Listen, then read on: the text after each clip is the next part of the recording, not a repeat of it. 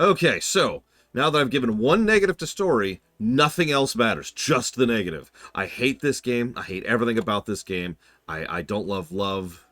I don't love love. I am the enemy of joy. Let's continue. I might as well see what Otter has to say. Yeah, what do we got?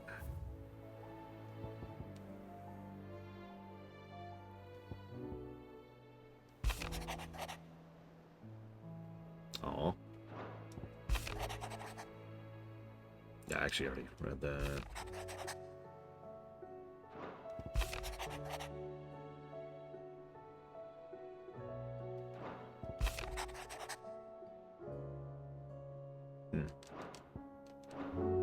Oh, I remember that too, as it is.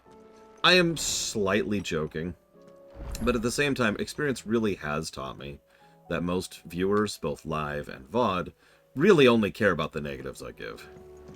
I suppose I've been feeding too much into that and I should stop. Sorry, so... I'll go read them out loud. Stained red.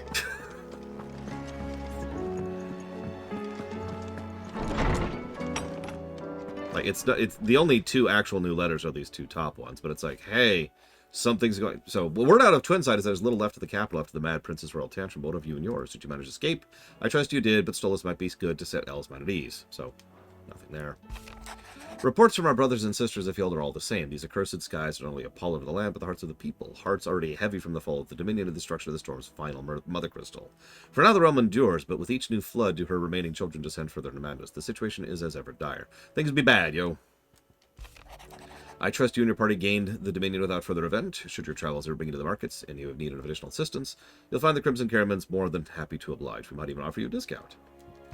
This is the one we actually read as part of the plot, and this one was Otto talking about that side quest, which we gave, I think, 2 positives to.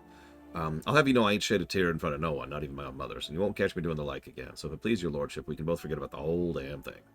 The Cid I chose to follow all those years ago is gone, and there's no dragging him back from the depths of whatever hell he's talked his way into. But his legacy that lives on in you and everyone else in the hideaway sure as the sky is blue. At least I think it's still blue. Oh, ha, and that's actually... Hang on. As long as the sky is still blue, I'll be here right here where you can count on me. Well, Otto, I have some news for you.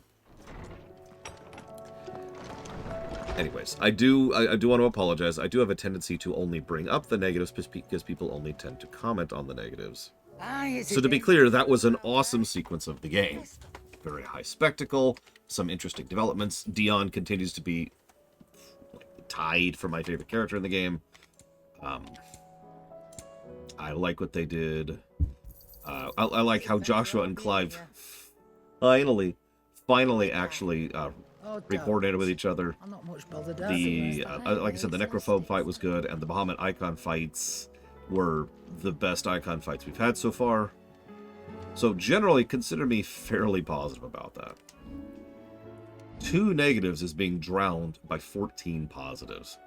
Please keep that in mind. Okay, so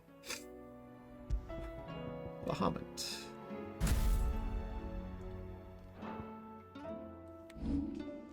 What do we got for Bahamut? Hey, Cloden.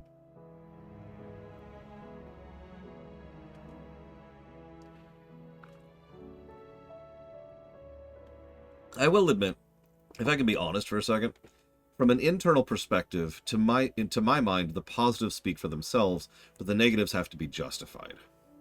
That's why I tend to do that. That's the core reasoning right there.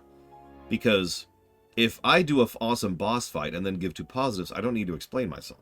Nobody cares. Nobody contradicts me. Nobody argues against it. It's just an awesome boss fight, plus, right?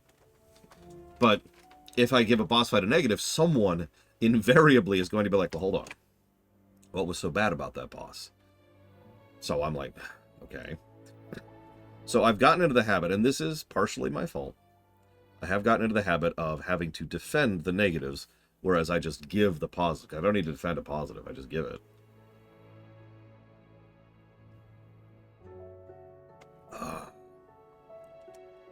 So what I need you to do is fight me on the positives. Don't do that. Please don't do that. I already get enough stress in my life as is. Okay, so that's a heavy stagger ability. That's more of a damage thing. That's more of a stagger again. Giga Flare does tons of damage. Negatives for the Chrono Trigger final boss fight. Which one? Because Chrono Trigger's outro is going to be absolutely buried in pluses. Hey, Zactav.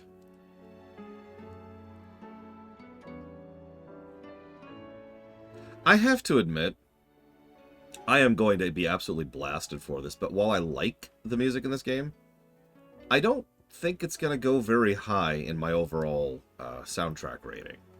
Like, I would put this up there with, say, 8, I think, FF8's soundtrack. Now, that's not an insult. FF8's soundtrack is a banger, but I don't think it's going to reach the heights of, say, 6 or 4, right?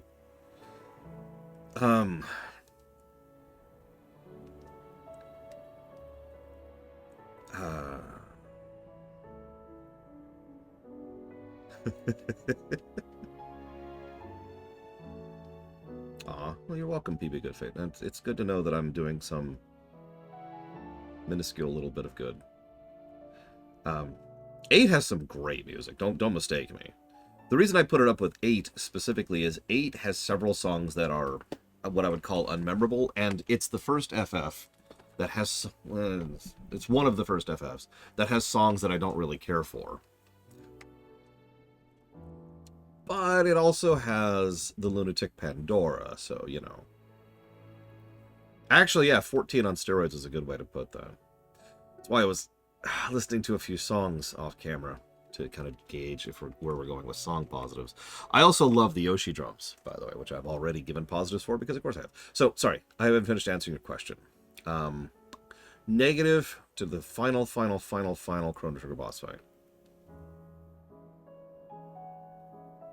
Nope, I cannot think of one. Okay, so...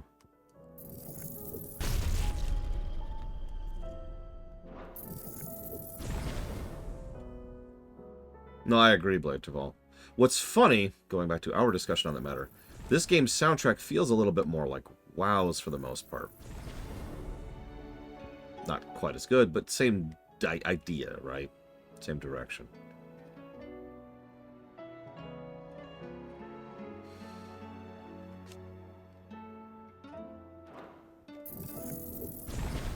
Okay, so let's just screw around with Bahamut. I'm gonna have to lose some part of my combo to do that. Wish I could do more of these, but it's okay because you know what I can do? Check it out. Boop. Did you know I have loadouts in this game? God, I love the quality of life features in this game so much.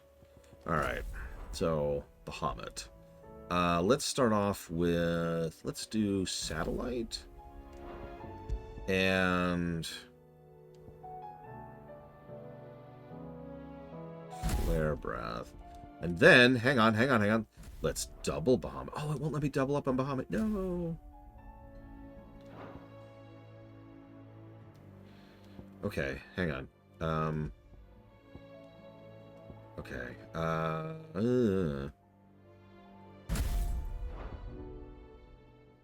The mid boss in the castle. Yeah, I could see that, Ross. Oh, shoot. Alright. Then let's just put up, I guess, Garuda and Titan. And then here we'll put Ignition and Gouge. And then here we'll put Wix and Gouge. More Gouge. More Gouge, Spartan. I need more Gouge. You mean on the Veld, sir? No! So anyways, there's the sky now. I've noticed there's this thing that quite a few FF games have. They really like the World of Ruin concept. They've tried a few methods of showcasing it over the years. And I've always found it kind of strange. I guess it is just kind of an FF thing at this point. FF15 did this as well, although much worse. But you haven't seen the World of Ruin in this game yet. No, but I still bet you FF15's was worse. Otto, how fares the realm? The realm? Oh, she's just fine. As long as you look past the fat storms out mother crystals and her skies are a roiling cesspit. And Gav? He's with your uncle in the Free Cities. helping Mid with her project. Hang on. Although only like 80 people will hear this, I do feel the need to apologize to my viewership in general, because this last year has really sucked for me. There's been some good things, don't mistake me. I'd be remiss if I did not mention that, but it's been very, very hard to maintain a positive attitude because of how much pain and stress and frustration and fear that I've been living under for a while now, especially right now with the upcoming election. And I just wanted to mention my apologies for letting that bleed out, because you're absolutely right. It's not like I can't gush about the positives in a game. I can prove that because I recently played Twilight Princess and Super Metroid. And if you were there for either of those streams, I was just beaming the entire time, right? It was like, oh, this is great. Oh, this is amazing. Oh, I love this. Negative to this.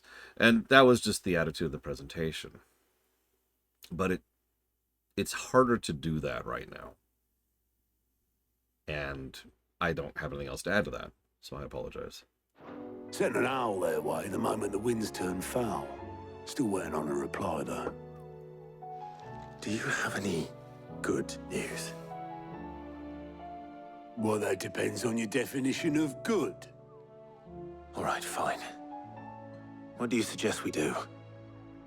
Oh, no, I'm just a messenger. I leave the scheming to those more suited to the task.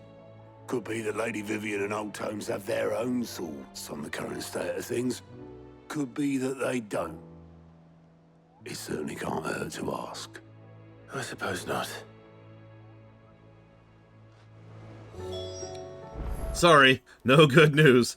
How topical! To be clear, I'm not just doom and glooming about the election. Remember, I got shoved out of my apartment by bullcrap last year and lost about 6 weeks of my life to other bullcrap, which was pretty bad. Then that was a whole thing, trying to recover and recoup from that, get set up in this setup, and then I was informed we're moving again, and then we didn't. Never mind the fact that the rewrite is just sitting there in the background there, and nobody's going to want to deal with it once I finally have time to get back to it, so that sucks. That's another stressor. How is it that every one of your little excursions presages some inexplicable catastrophe? Not that you are to blame for the Dominion's fate. No one could have predicted the actions of the Crown Prince. Except Ultima, apparently. Save your home. My countrymen are stronger than you think. A few toppled clock towers won't break their spirits. They'll be back on their feet in no time. I hope so.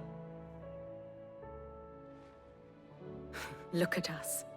Bluer than a pair of bog crabs. Tempting though it may be, sulking will not help us find a solution to this mess. You believe there's one to be found? I don't know. But I am certain we're more likely to find it if we first examine the facts. You know, Nimbus, wow, that's not even a joke. I'm looking forward to taking a baseball bat to the kneecaps of Starfield's DLC. I am not joking at all about that. It is going to be cathartic just picking that bat up and being like, all right, what do we got? Whap!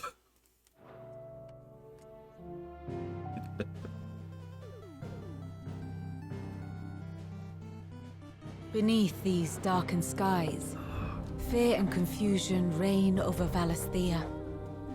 Oh, the lands around the fallen Mother Crystals had already begun to wilt for want of ether. But not like this. Crystals that filled wells and fueled furnaces, now nothing but pretty shards of rock. And those that hang from the people's necks cast nary a glimmer of light to keep the dark at bay.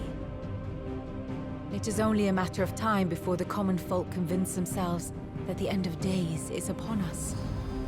Well, Yet I fear a swift end is more than we can hope for. While most of the world thirsts for ether, the remainder drowns in it, spawning Akashic in droves. And amidst the hordes of mindless beasts, with magics as like to fail as function, even the strongest nation would falter. Rosaria and the Iron Kingdom teeter on the brink of collapse, while the tragedy in Twinside has all but paralyzed the Holy Empire. Dalmekia fares little better. Rumor has it the ministers fled the capital after the fall of Drake's Fang, leaving their beloved republic to crumble. Waloed, meanwhile, moves in earnest. The Einherjar has been sighted off Storm. The world, in short, is in chaos. It would seem Time to kill chaos. was nothing but a castle of sand, to be washed away at the whim of the waves.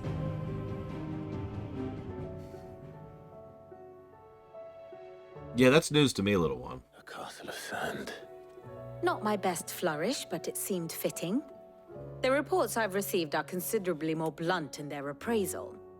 Without the protection of their nations, it will fall to the people to defend themselves against those who would take what is theirs. Which is only ever going to end one way.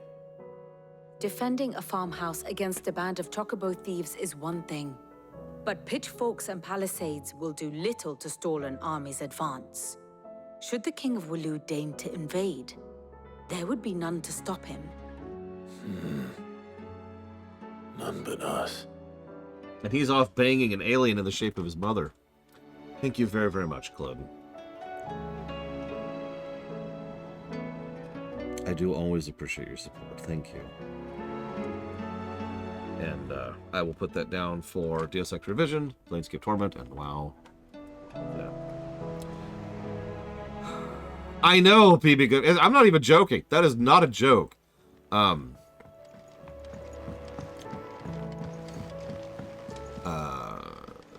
Evo said something I was going to respond to. Oh, about how stressful. It's okay, Evo. My extremely real Canadian girlfriend has been a huge source of support and help in these trying times. And Asdamine asks, how do I plan to do the old raids in WoW? So honestly, the good news, we actually talked about this in the FF14 run a little bit as well. The good news is I know WoW inside and out, and I did all that stuff when it was new. So what we're going to do is we're going to show it off, and I'm going to talk about it, and I'm going to run it over. I'm going to run it over like, say, you got like the steamroller, right? And there's this little marshmallow. And the marshmallow is the raid, and the steamroller is me, okay? So I'm just going to come like, and that's going to be the end of that. Is a storm coming soon? Will there be thunder? So when will WoW start? Truthfully, I don't know. Not to sound complainy, but this game right here wasn't really planned to be at this point in the schedule. Right now, we should already be on FF14, which means WoW would be like next week. As is, push that out like another 2 weeks. So maybe 2.5 weeks. That's a rough estimate at this point.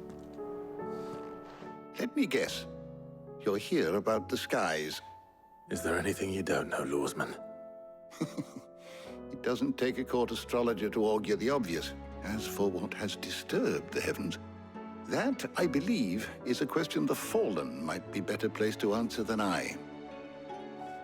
And on the 6th day did the gods tear the sun from the firmament, visiting darkness upon their prideful sons and daughters.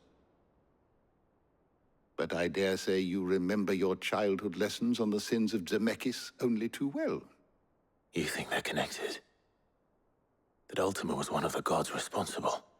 Well, he has certainly exhibited powers that we mortals would associate with the divine. There is nothing divine about him. I don't know, Barnabas might not agree. The first god of whom that could be said, now would he? Yet for all the fairy tales that tell of the sins, there is almost nothing in the way of actual historical accounts. Had I the Journal of Moss the Chronicler, I may have been able to tell you more, but alas, I fear all remaining copies have been lost to time. You will forgive me, I hope? Certainly not. Because there is nothing to forgive. Even without this journal, you've provided us ample wisdom. And we will always be grateful for it. Perhaps Otto will be more inclined to share his thoughts when he hears what the others had to say. So this is kind of for Cloden, but also for anybody who's not aware. Anytime we start a new game on stream, I send out an announcement on Discord, on Blue Sky, and on YouTube. So I have 3 different pushes notifying, hey, we started a new game. I was wondering when next you'd visit. I have a few new notes that might interest you. And yeah, to comment on what Dream Whisperer mentioned, something I've noticed is that every single one of the crystals we've knocked over has had a very living sounding For scream. you today.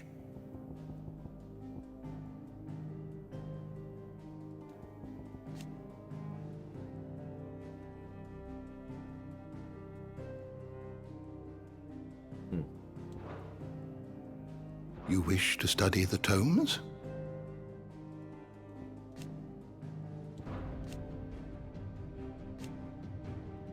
Interesting. The door to the shelves shall ever be open. Yeah, I actually got into Blue Sky early. I just don't really use it. Is a storm coming? As absolutely bizarre as it sounds, I don't have much of a use for that kind of Twitter thing. The time skip was 5 years, Spartan. Speaking of which, thank you, Brandon, for that sign-up code. Yeah, Twitch should send out a notification. I wouldn't rely on that. Twitch is twitchy. Does the time skip get a negative? It did get a negative, yes. And then we're just gonna move on from that. I'm not allowed to talk about that anymore. Oof. Clive, we have a problem. Positive. Only one. That would be a first. It would. Actually, there are 3. Of course there are. We had as many owls arrive while you were at the shelves. Martha's got a Akashic out her gates, and talk of monsters roaming the hills outside of Northreach has put the wind up Isabel and her lot. And don't forget Dalimil. Lubor says the village was raided by bandits. When it rains... It fucking pours. The curse breakers are spread thin, taking stock of the damage in the Dominion. And even if I could get word to all of them, I doubt they'd get here in time to make any real difference. Which means there's only 2 people who can. Jill and I. Let them know we're on our way. No, the bot's fine. But there's no Discord command, and there never will be. Unlike Dragon Player, who is in fact a Discord command. Thank you very, very much for the sub, Dragon Player. Now, I don't want to spoil anything, but let's just say that chapter 837, whew, that was a doozy.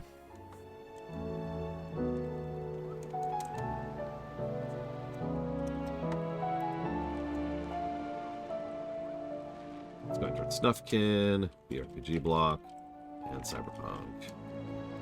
For anybody wanting in the Discord, we don't have an open invite on purpose because that was a bad idea. Oh, nice, Hira. You gotta tell me how much you enjoy it. I hope you do enjoy it because I recommended it. But if you want in, you can just, ask. Bragwin is really good at that. Here you go. Seen enough? Now, I know what you're thinking. Why don't you invite people, Lore? I have no idea why you sound like the Grand Nagus. Don't ask me. No judgment.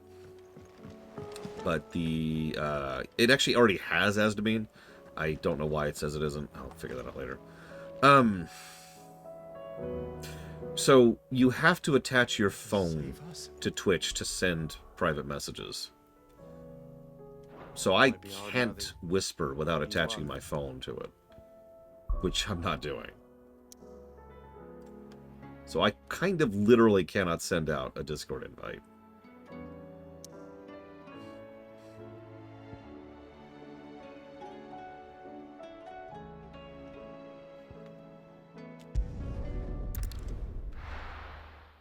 I actually thought about getting a burner phone for stuff exactly like that. First we find Isabel.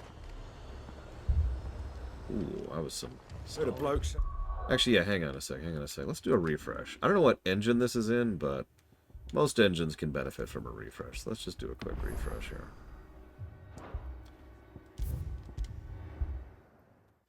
here. To my knowledge, it applies to Twitch in general. I could be wrong, though. I don't know. I only know that I can't send thingamabobbers. Yeah, Bragwin... well... Reagan doesn't have to worry about some of the things that I have to worry about.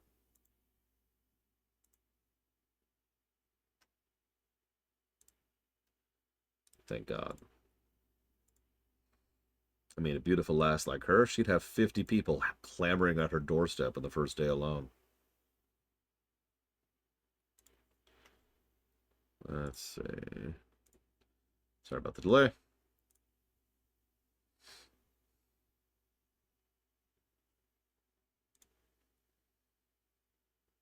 You remember that jackass Bruce in Paper Mario 1, Bragwin? That would be them. Bragwin, Bragwin, I love you. If you want to whisper me, you can go ahead and whisper me on Twitch. I just can't respond. I've had people whisper me, and I'm like, I can read your whispers just fine. I just cannot reply to you. Ugh.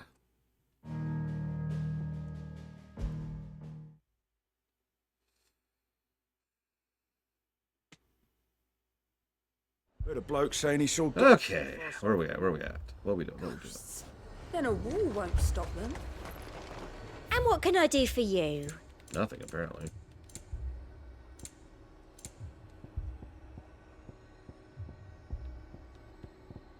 And a fine, fine day to you. Oh god, I'm gonna get like 15 whispers when I go check. That's another interesting thing. If you whisper me on Twitch, the only way I will ever know is if I go manually check it. Spoilers, I don't manually check that very often because I don't have a lot of reason to. On average, I manually check Twitch for whispers about once every 2 weeks, give or take. It's about whenever it occurs to me to check. I can't do it. I can't fight those things. But you can. And you must. For me. For us. Aww.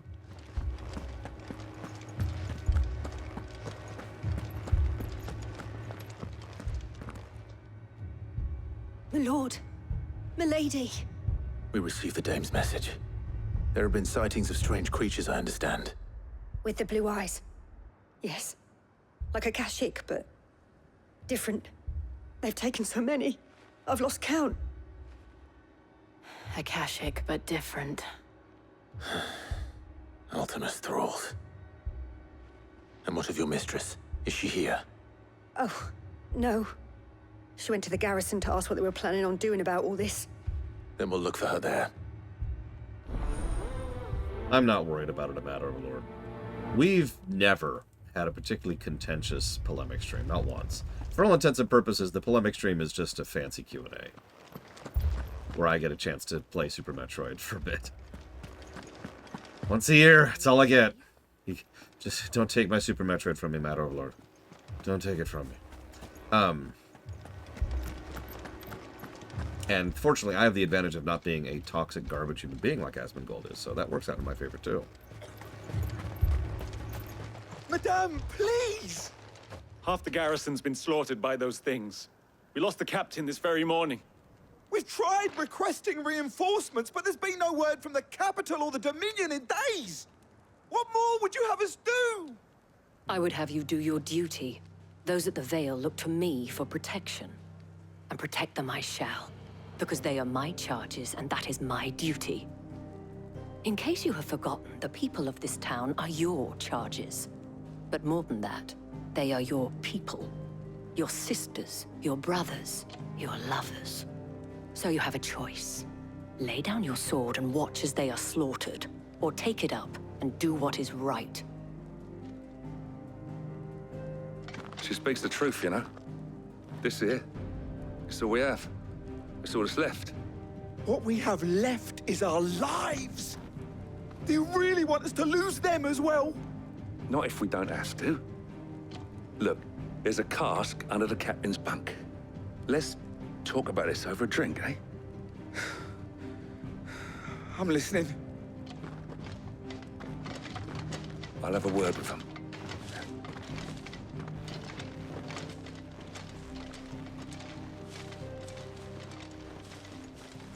Ah, Clive. I didn't expect help to arrive so quickly. And sought to take matters into my own hands. It was a noble effort, but I thought you might still need some support. I'd like you to consider my needs. What we need to consider is where the creatures came from. The way the survivors speak of them, one would think they appeared out of thin air. And perhaps they did. It's hard to know what to believe these days. We'll talk to the survivors. What do you mean by host streamer? Act? I don't understand your question. And yeah, I like Super Metroid here. Do you not like Super Metroid? Before we could even draw his steel. I'm not going back out there. You hear me? Fuck this!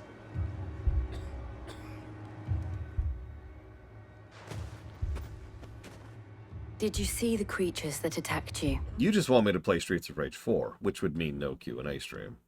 Be honest. Creatures? Yeah, they came out of nowhere. They went for Joseph first, then me, and then they were just gone. Do you remember where you were? On the road from Oriflamme. We just passed Moor when... Where's my Joseph? It's all right. Just rest now.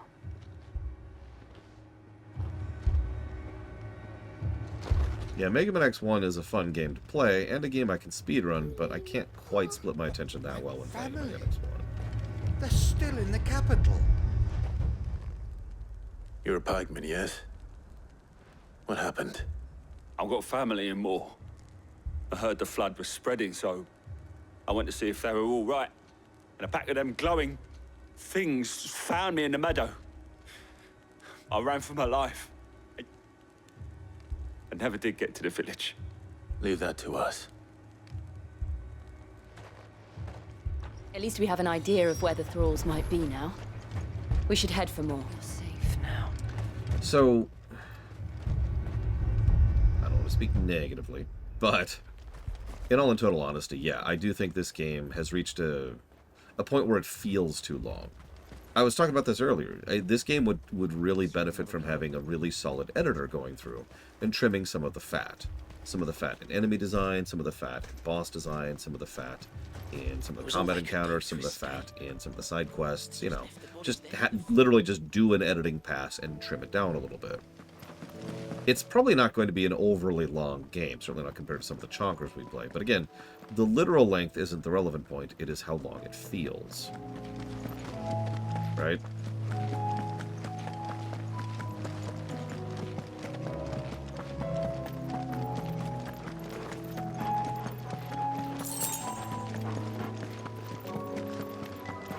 Yeah, density is relevant as well.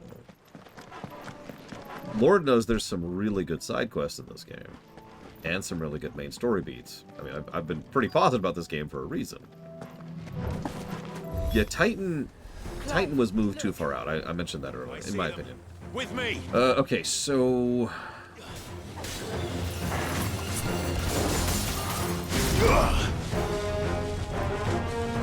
Mind me. Okay, so it freezes when I dodge. Those are slow projectiles, holy crap. How far can we charge this?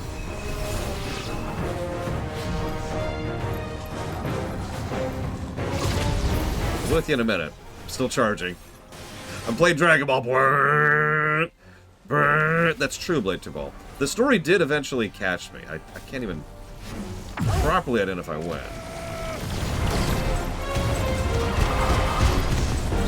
That's it? Okay, never mind. It's still going. It's still going. It's still going. It's still going. Oh god, it's still going! It's still going! Okay, there it goes, there it goes. Okay, so hang on, let's try this attack. That's the homing. And then this be... yeah, that's the buff.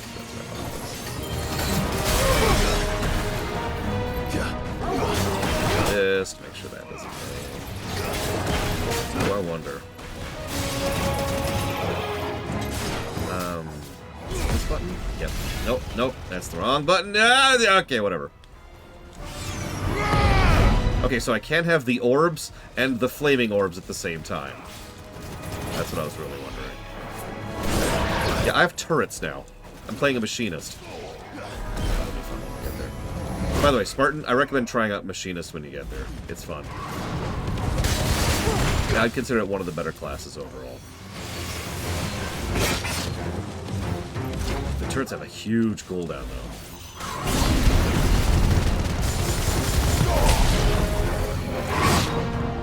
No, it's kind of the opposite era.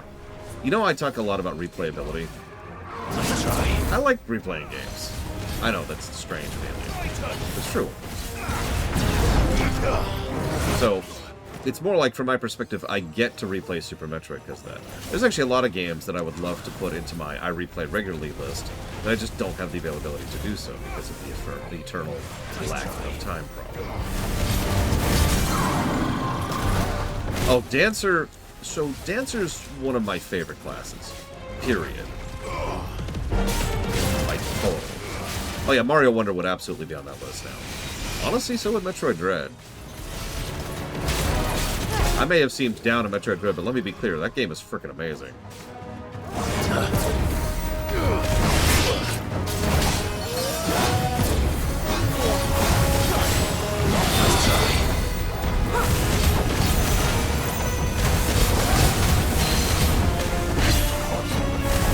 Oh, Odyssey would absolutely be on that list. Okay, let's see if we can charge with it. Oh. Try again.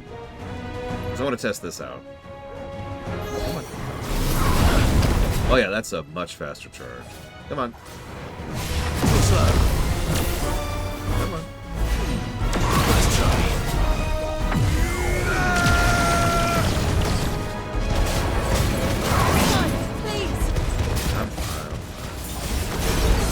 Playing around with Bahamut.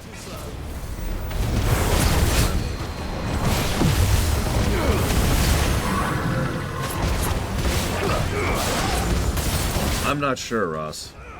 If any Mario game is going to challenge Wonder, it's going to be Odyssey, but I'm really not sure.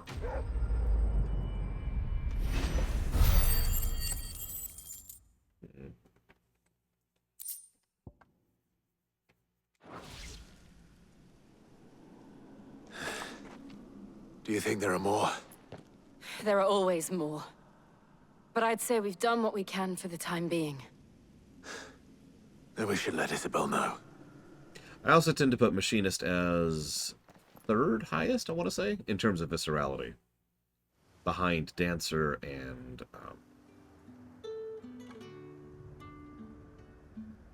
Red Mage. That would be really funny, Blade Triple. You have the town's thanks. Don't thank us yet. There will be more. Many more. And you'll need to be ready for them. Oh, we shall. Isn't that right, Captain? Yes, milady. The garrison will be ready. Philippe here has convinced most of the men to remain at their posts. For now, at least. Hearing that the Dane would look kindly on any man who committed himself to the task certainly didn't hurt. It's not the most selfless of motives, I'll admit. But whatever it takes, eh? Now me, I never needed convincing. I became a soldier to protect the people I love. And the people I love include the ones standing before me. Handsome and chivalrous. Now, if you don't mind, I have sentries to post. Milady.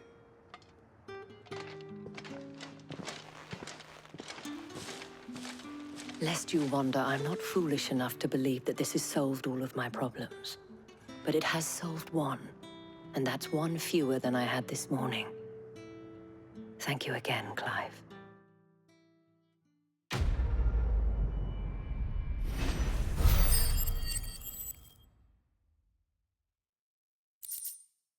I'm not really into Bahamut so far, but I feel like I can make it work. The problem is the thing that I like most about Bahamut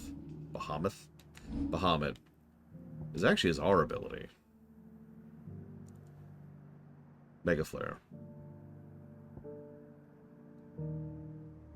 So that's just, let's get rid of that. Get those points back. Let's try out Flare Breath, because we haven't had a chance to try that out yet. We also need to try out Giga Flare. Let's get rid of Satellite for now.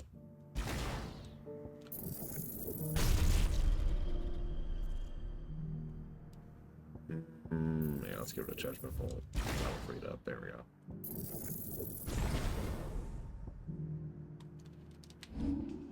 Okay. So we'll put in Giga Flare and Flare Breath. We'll see how that feels. I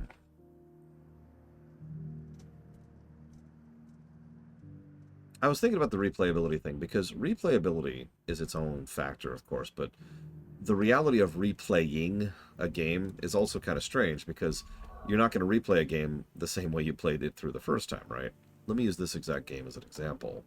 If I decided right now to replay this game, I'm going to skip a lot of cutscenes and I'm going to skip a lot of combat, because I'll have New Game Plus and I've seen a lot of those cutscenes. In other words, it'll be shorter, much of the fat will be trimmed, and I'll be able to push through to the parts I actually enjoy, making the game pretty replayable, weirdly enough. Now that depends on how exactly New Game Plus is presented, but you get the general idea. Thoughts like that are kind of in my head when it comes to some of those games. I also admit there's a lot of FF games in general I'd like to replay semi-regularly just to enjoy them. Oh. Yes, they're up for review, Ross, because they are, by all accounts, full remakes. Oh. And I was going to comment on something else that someone said, and I can't remember right now. Gosh darn it. Oh yeah, that Dream Whisperer made me think of that, because if I replay Odyssey, I'm not going to get every moon, right? I've already gotten every moon. I've earned that particular flag. So, yay, I don't have to do that on any given replay. Same thing with Wonder, actually.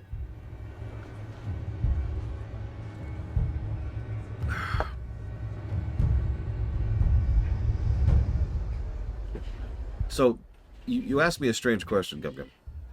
You come to me telling me something I don't know, and then ask me why it exists. I have no idea. I've never heard of anybody suddenly disliking Metal Gear Solid 4 or 5.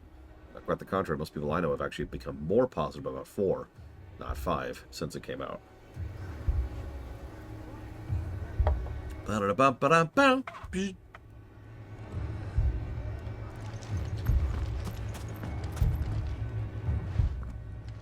Sid, your new companion appears much more formidable than your uncle. Should I be worried? You haven't been introduced. No, as to me. Jill, Clive has told me much about you. All lies, I'm sure. Your Stolas said that Dalamil has a bandit problem. Indeed. Although, you're a little late. They left with our food and guild days ago. Any idea where they went? The desert's a big place. Your guess is as good as mine. But the fact is, I have more immediate concerns. What did you say to me? What did you say? Ah, as if by magic.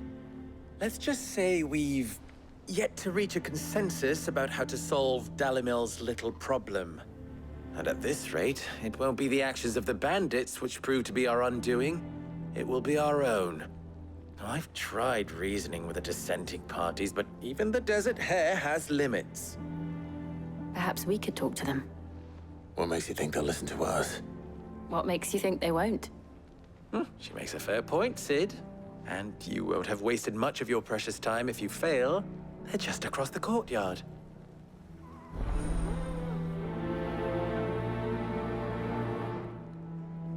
Suppose we just follow the shouting. Hang on, I just had a random thought.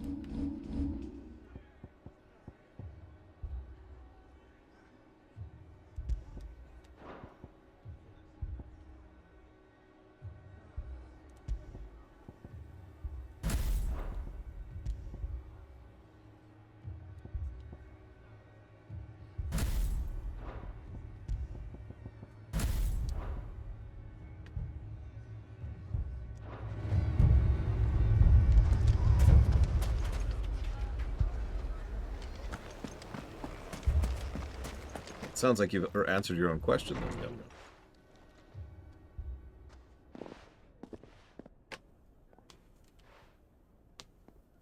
You wouldn't talk like that if it had been your men whose throats were slit.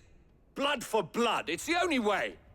We hire mercenaries and have them mount the bandits' heads on our walls as a lesson to the rest. And what happens when those mercenaries are slaughtered like your men? Are you going to hire more? We're better off using that coin to buy food and supplies. If we hire mercenaries, the only thing we're buying is the bandits' ire. And you cannot fill empty bellies with that. Do you hear me? But what happens when they come back? Maybe it'll be your throat that's slit. That's enough. Both of you. Any more of this and I'll throw you out myself. Come back when you're ready to talk like adults. I know that actor.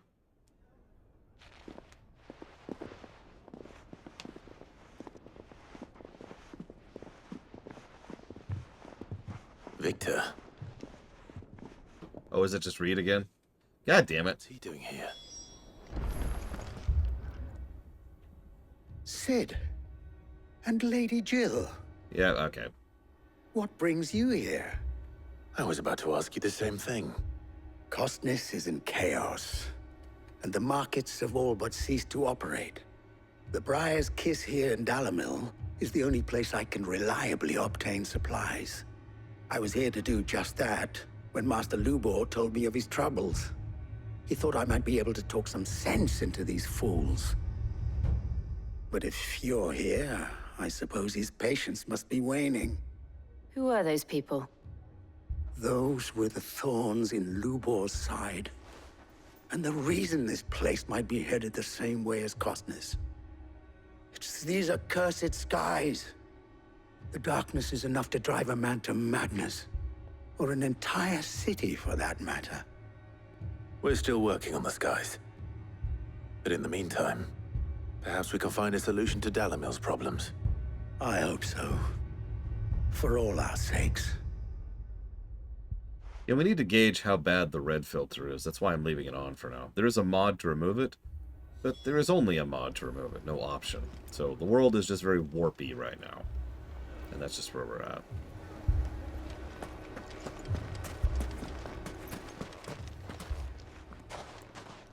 So, you see my predicament? What I saw was a room full of people who were angry and afraid. And with good reason by the sound of it. But if left to smolder, that anger and fear could set the entire town alight. My thoughts exactly. What to do? Both sides wish to protect their homes and livelihoods, if only they could agree on how. But as long as they are divided, we are vulnerable. And if there's one thing bandits like, it's an easy target. What would Sid the Outlaw suggest? Well, if it were my namesake, he'd let them choose for themselves, and be on hand to pick up the pieces when it all went wrong. That sounds like a recipe for disaster. A recipe for disaster is precisely what it is. But perhaps that realization would be enough to make them question the ingredients. While it's plain neither Conrad nor Natalie will countenance the other's proposal, it may still be possible to make them doubt their own. Before presenting them with a third option. And that would be? To pool our resources and save the city ourselves. Why fight each other? When all that fear and anger can be directed at the bandits. I'm right here, guys. Appears we have a plan of action. Just point me in the direction. I got this. Victor, pay Conrad a visit. See if you can't convince him of his folly. I'll speak with Natalie. As you wish. Let me off the chain, boss. I got this. Your faces are not well known in this town. That may prove useful. Don't worry, Victor and I will do most of the talking. You need only play along. Play along? What he means to say is yes.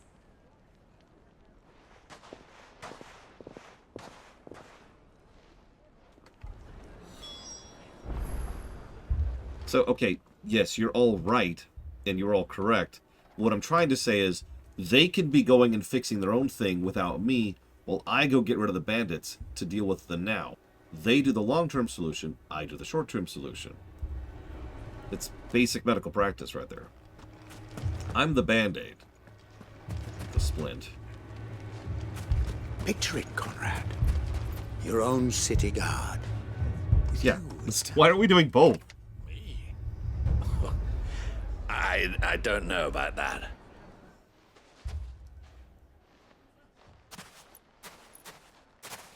Ah, here she is. The Lady of the Spear herself. Conrad, may I introduce you to Jane, commander of the Red Wings, the oldest mercenary guild in the Free Cities. A pleasure, my lady. The pleasure is all mine. As I told you, I summoned the commander here from Canva to inquire about a contract. Victor says you told him no.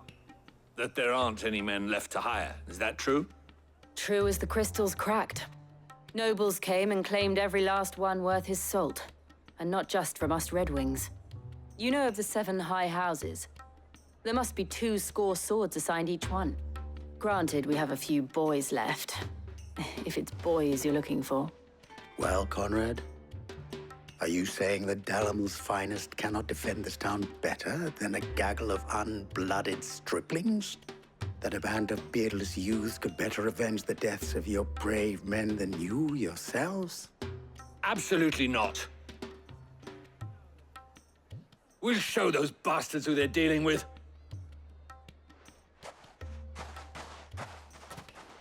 I can't believe that actually worked. Conrad's not what you called the brightest candle in the crypt. And there's a reason why I had you do the talking and not Sid. Well played, my lady.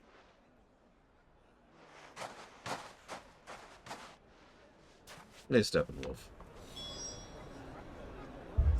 That too, Arspruce. Like, we'll go and convince them, hey, stop being dumb. Then we'll go kill the bandits. Then we'll take the stuff back from the bandits. And now we've got win-win-win. If I had my How can we pick, add a 4th win to the situation? I mean, it may still be possible to buy something, and we may yet be allowed to keep it. Yes, but... I agree with Natalie. Ah, here he is now. Natalie, allow me to introduce Lord Underhill of Randalar's prestigious League of Merchants. Lord Underhill. At your service. Underhill. Get it? I was just telling the good lady of our conversation, my lord, and how you were lamenting the state of the capital's stores. Lubor says that not only are the granaries almost empty, but that war and the Blight mean this season's harvest won't be enough to fill them for winter. Indeed, certainly that is the case. We're such great liars. It's so fantastic. The nobles in the capital are buying up the city's stocks of barley and wine, driving the prices higher than most commoners can afford. It is only a matter of time before the peasants... Yeah, by the way, for those of you who haven't noticed it, our subtitle has changed to Lord Underhill? Revolt. It is worse than I thought. If what Lord Underhill says is true, I fear we have little hope of supplementing our stores, meager though they regrettably are. And while I applaud your endeavors to dissuade our more bellicose citizens from seeking vengeance, I sense Conrad is not wrong in his assessment of the bandits' likely return. Which means that now, more than ever, we will need to secure what little we still have. Food, weapons, herbs, everything. If our humble town is to endure not only this hardship, but those that are certain to follow, we must stand united. All right. If it will help to protect my home, I'll do it. But you needn't have gone through this charade. What? We weren't convincing? Thank you, Clive. Your performance was nothing if not workmanlike. She saw right through it. I didn't say it was good, merely that it produced the desired effect. Now, my scouts should be returning shortly. Meet me back at the Briar's Kiss, and we shall see what we face.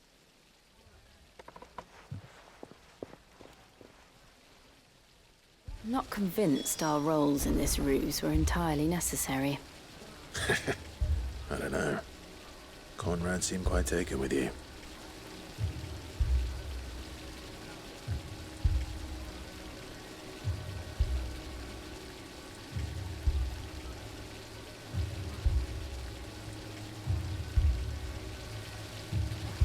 It Oh appears god, I just noticed Excalibur looks rather scarlet too, because of the just the color filter. Mummy, I'm scared. By the way, not to complain, but the other thing I'm not really a big fan of so far, and I hope it changes soon. Have you listened to the music? It's been playing the entire section ever since we got back from the Bahamut sequence. Here, make it more clear.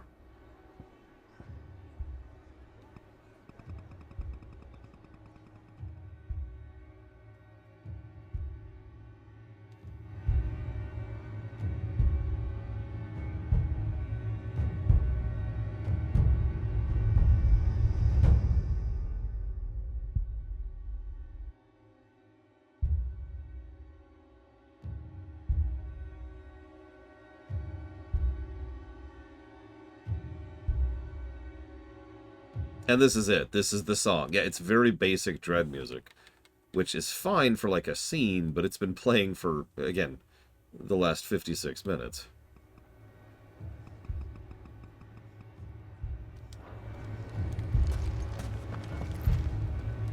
Good news, Sid.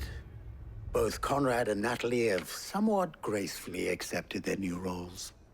With time, they may even learn to. Time no longer appears to be the luxury it was before lunch. I take it your scouts found the bandits. Technically, it would be the bandits who found my scouts. It appears they march for Dalimil as we speak. All of them. Now that's my job.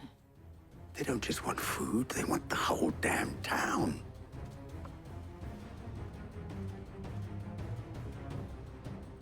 I have a favor to ask. Done. I'm told the bandits march in two groups, one from the south and one from the desert, in a move doubtless intended to stretch our already gossamer-thin defenses. Very well. Jill and I will meet those from the desert. But what of the rest? The rest, my friend, the city shall fight. Together. The stakes, I concede, are high. But if this does not unite Dalimil, nothing will. That is a lot of faith to put into those who had their hands around each other's throats but a moment ago. Then it will be for us to see that their hands are kept occupied. And I do mean us. I thought you might say that. It's okay, I'm secretly a vampire. And we will do the same.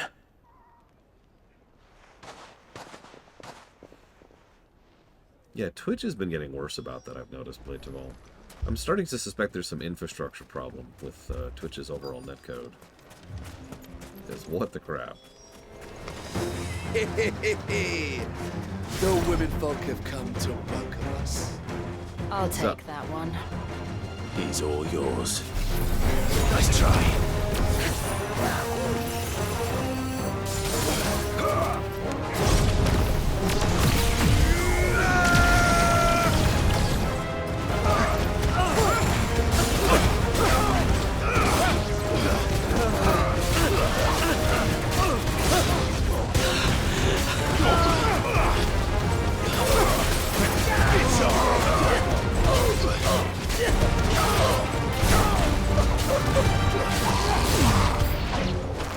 They mean to overwhelm us.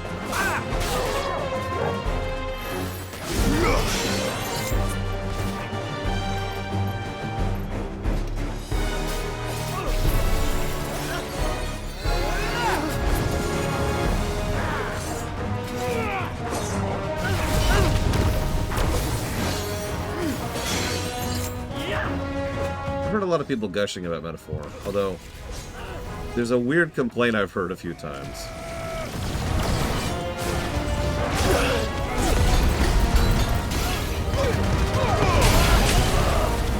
It's the normal battle song.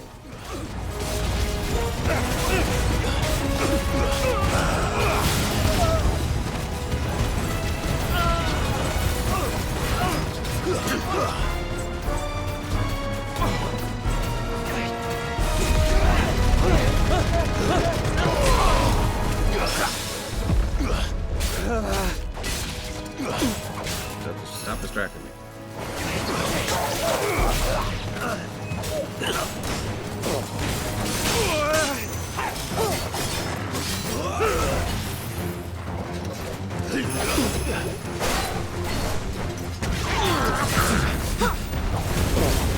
Finished. Okay. Nice try.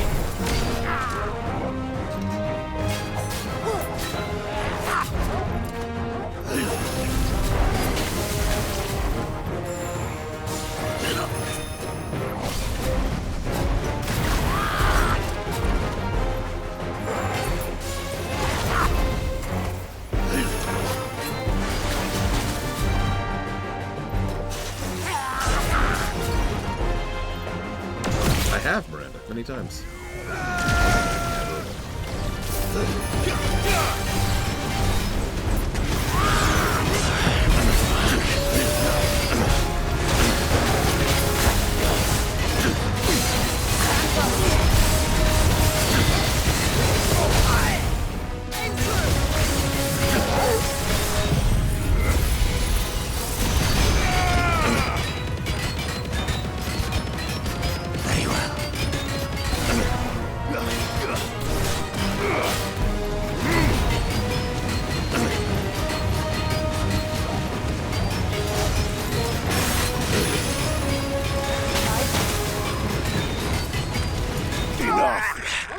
Say, dude, just die.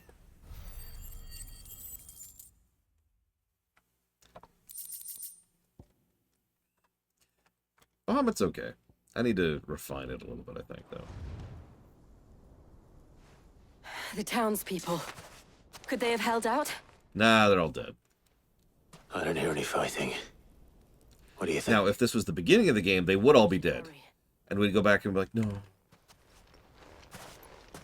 Because bleak, you know.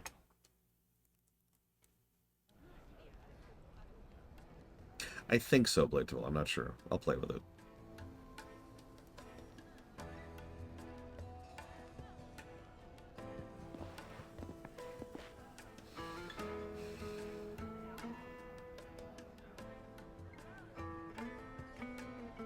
Natalie, I owe you an apology.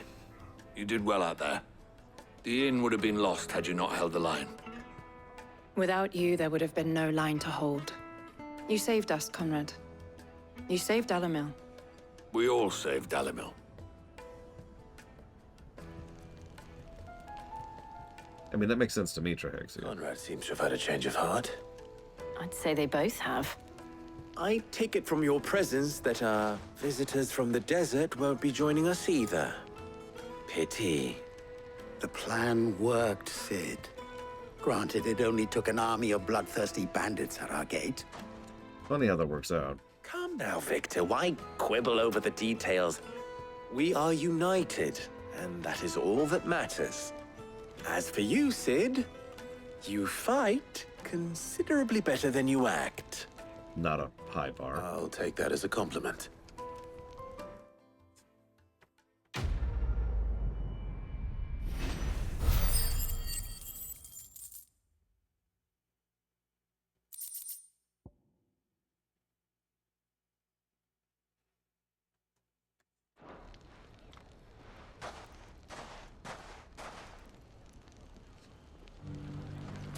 So to finish answering you, Miranda, there's a lot of detriments for multicasting onto YouTube, and not really a lot of benefits for doing so. In fact, there's kind of no real benefits for doing so outside of the possibility of more people actually seeing the stream. That's the only real benefit. Now, I'm not saying that's an invalid benefit, but getting 2 chats onto 1 chat at the same time is possible, but extremely frustrating and very irritating to navigate. And that's on top of the fact that YouTube's own chat program is honestly goddamn terrible. Just, it's one of the worst streaming chats out there. It is also buggy. I have poked at it a few times for tech test purposes. Oh. And there's also some questionable legality about it because of the contract that I have with Twitch. And I know what you're saying. They allow it now. Actually, no.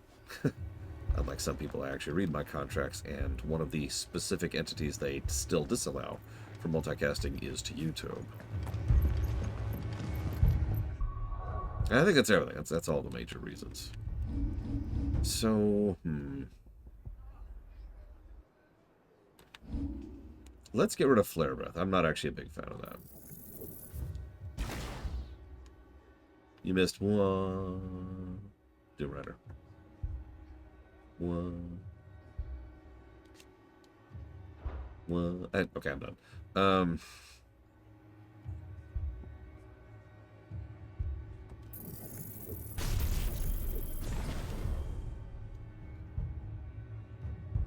One. Sorry. Okay, so I don't think I have enough points to do what I want to do. Not right now.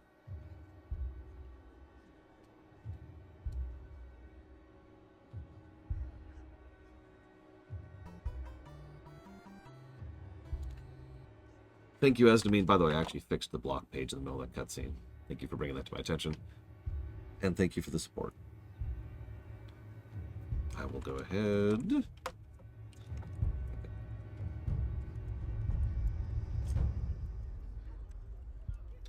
FF7R2, 13 Sentinels. I don't act. He brings in too much money for them to permanently ban him. And the Mario and Luigi block. Twitch will never go after the really big streamers because they just make them too much money. Nothing else for it. 30 days ban? That's a slap on the wrist. That's nothing. That doesn't mean anything.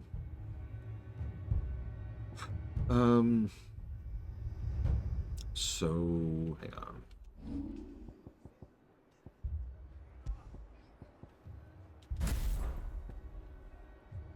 So we go with satellite. Yeah, only when actual criminal agencies, that's to say law enforcement agencies, started getting involved on Doom Rider. That's what it took for them to actually go after someone. Now, to my knowledge, that investigation has gone nowhere. But then again, I admittedly haven't been looking into it, so who knows. Okay, so this is our just trash. But then we've got, so Will, and then Lightning Rod, and then Satellite. I feel like Satellite should be here. And then Giga will be there.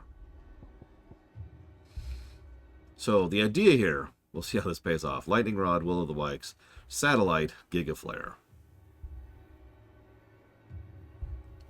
That could be act. Like I said, I haven't really dug into it.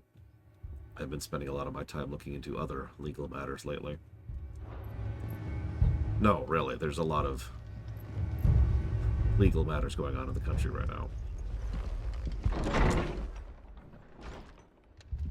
Martha, it's good to see you. And you, Clive. Jill? Otto said you'd been attacked by a Kashik. What exactly happened here? Those skies are what happened. Not long after they fell dark, we had our first visit. There were hundreds of them. Tried to storm the hill. Only a handful made it up here, but that was more than enough. The rest are still down there now. And while we have a few willing fighters holding them back, they're sorely outnumbered. What do you think, Clive? That we join the fight? I thought you'd never offer. Now, where I need you is the Fallen Gate. That's where the fighting is fiercest. Let the men know you come to help. Something tells me they'll be pleased to see you. We're on our way. Hey, off the deep end. Oh, I'm sorry, Steppenwolf. 10 pluses to story, 4 pluses to gameplay, 2 negatives to story. As many as Martha says. That's my thoughts on the Bahamut sequence. More.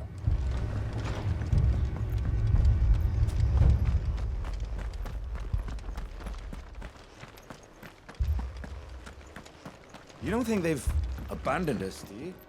Them not. Not a chance.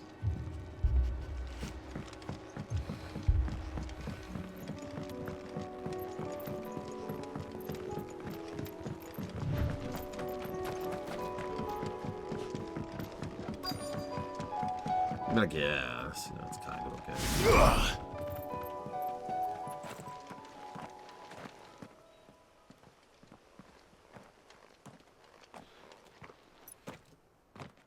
Sorry, 11. 11 plus is to story. I forgot the other one we added on. Wounded. And We deal with the Akashic monsters. first.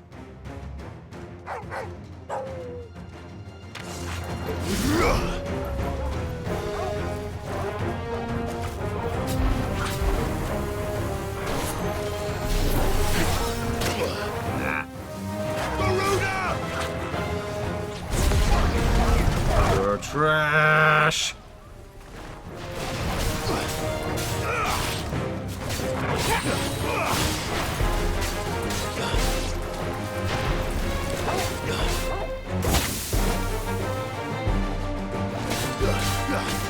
No, that's a spell called Primogenesis. Not actually sure what it does yet. Something, to be assured.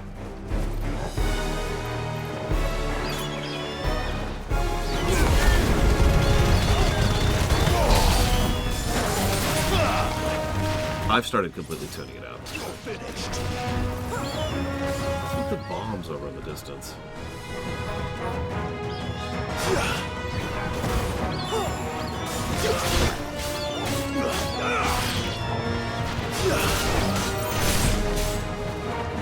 Come here. Enough.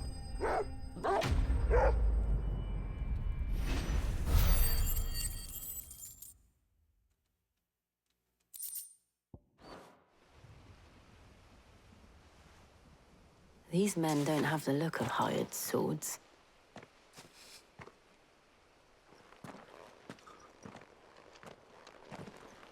If you've come to rob this place, You are mistaken, my Lord Rosfield.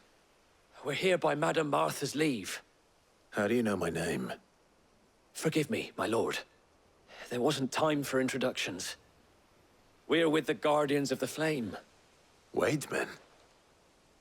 But how did you come to be here? Where is your commander? Sir Wade left earlier with a scouting party to find out where the Akashic were coming from. Did he? Take your wounded back to the inn. Martha will see you're looked after. We'll join you anon.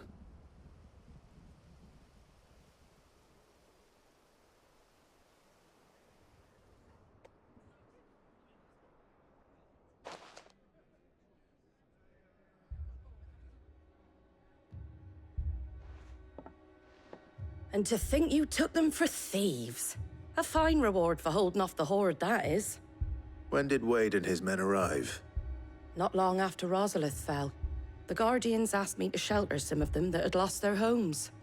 They were making ready to leave just as the skies turned, and we agreed it was best we stuck together. Martha! Trouble! The scouting party's almost at the lift, but they got a pack of Akashic snapping at their heels! And they got wounded with them! They're not gonna make it! Damn it all! We'll worry about them, Martha. You look after everyone here. If any can still fight, send them to the lift. I will. You two be safe now.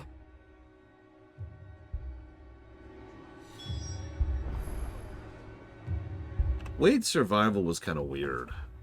Nothing about it felt particularly badly constructed or presented, but it also wasn't a big, awesome moment like it probably was trying to go for.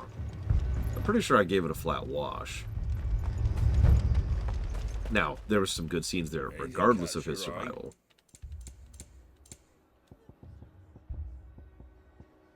Hello, Zara. Much obliged. There Probably you go. helped because Byron is amazing. Take care out there, eh?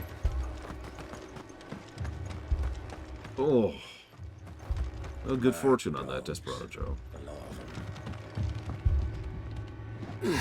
Yeah, that's a good way to put that, Estimate. No, it's a good thing to check me on plates for. Lord knows I'm trying to keep track of a lot of things at the same time here.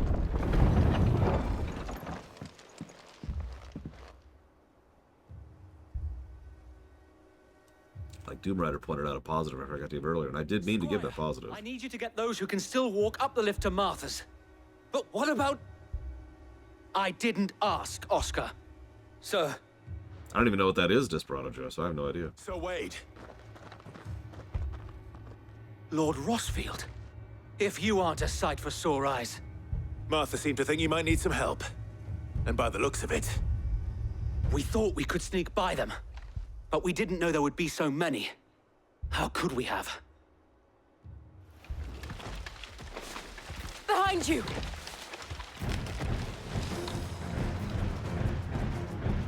Damn it! We need to get the injured to safety. Do you think we can hold them off? We can certainly try. Yeah, exactly, Leto. Always. Whee! Then let's do our duty. It's like old times, eh?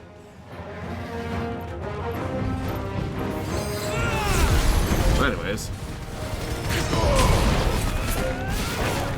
Farewell. Horror films about the analog stick. Nah! Except the analog stick wasn't even invented until the N64 era, I think. Okay, so are you my boss? You look like my boss.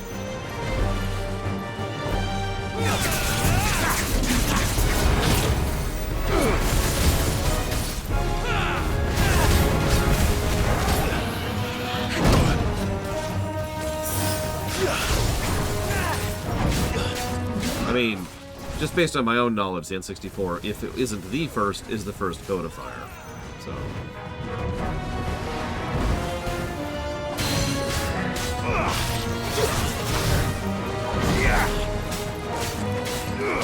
And the other one got incinerated by Ifra, remember?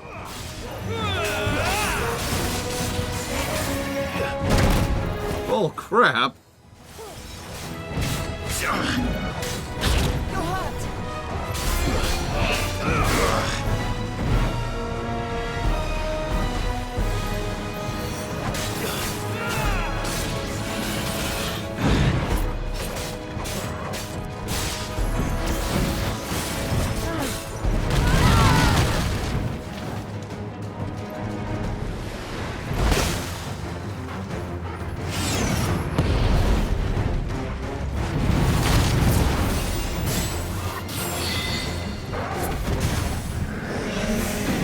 In his face. This. This. And then do this. Let's see how this works out.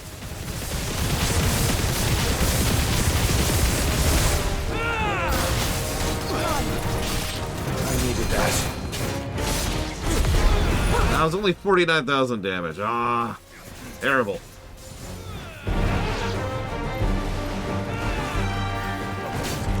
Terrible.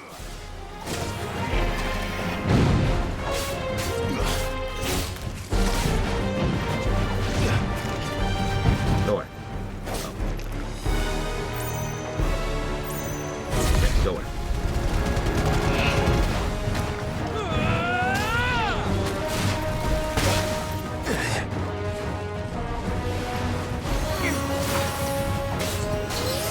Yeah, I know, just don't.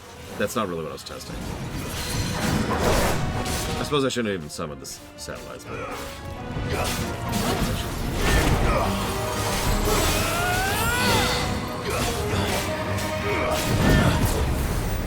How we missed you. I mean, there's a build I'm going to use later when I get Odin, which is also going to involve the lightning rod.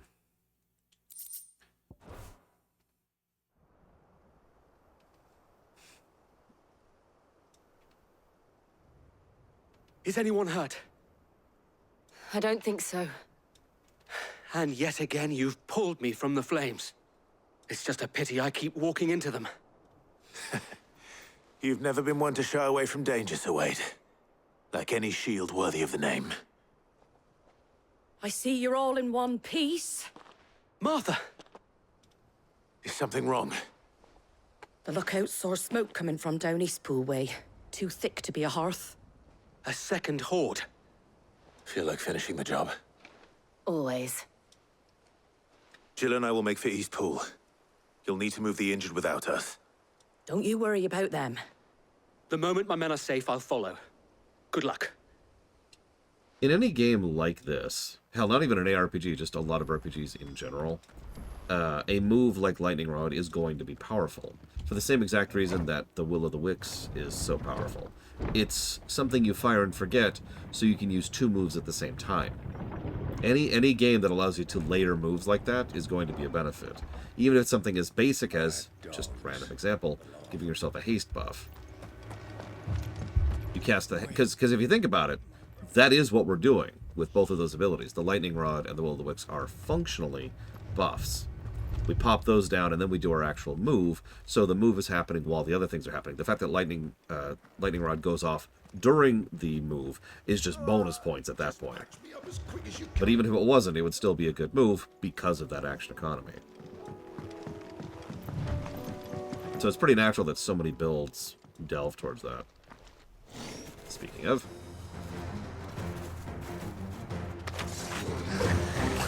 They're headed for the rest. Hi. We have to slow them down. Harper and the others won't be ready. Actually, yeah, exactly as to me.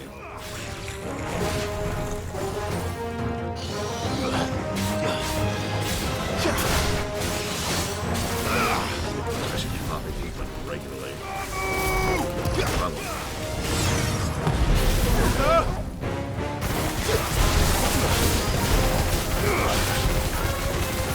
How did it spawn up? Oh, whatever. I don't care.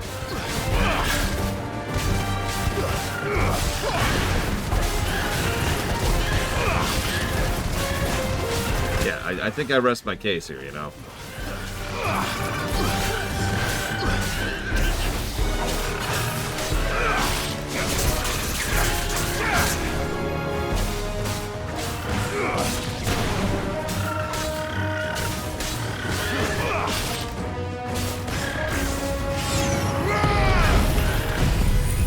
Whoops.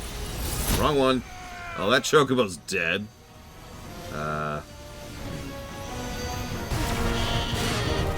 Sorry, Chocobo. Wrong button, Chocobo. My bad. My bad.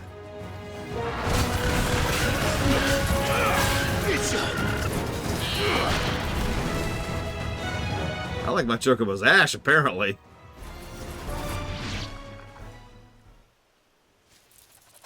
Something's coming. Apologies, my lord. Did I miss anything? Just deep-fried Chocobo. Shall we?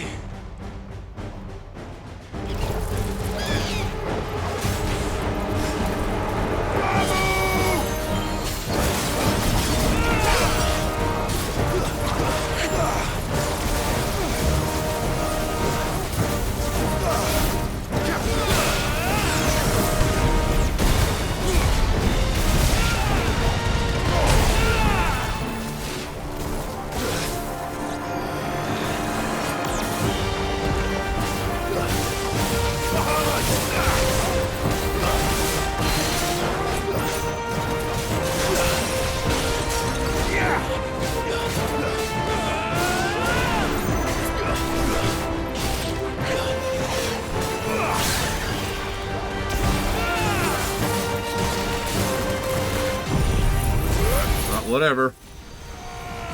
Everything else is off cooldown, so enjoy.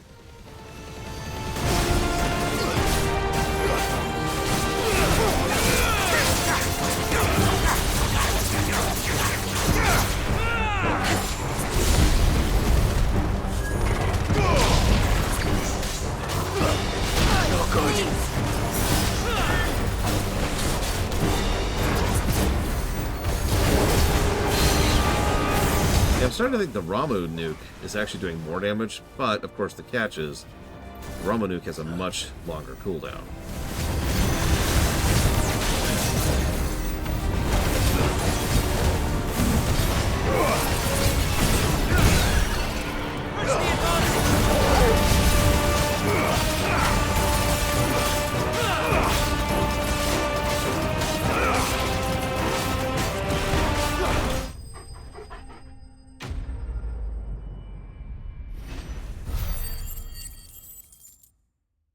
I don't know. I do like a good VHS filter.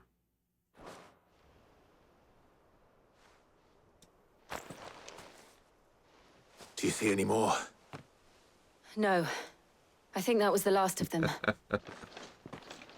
But it won't be long before the next lot arrive. Then we make for Martha's while we can.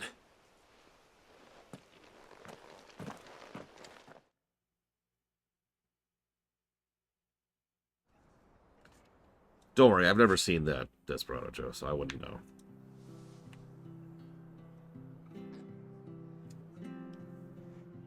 What did you find out there? The same as Sir Wade.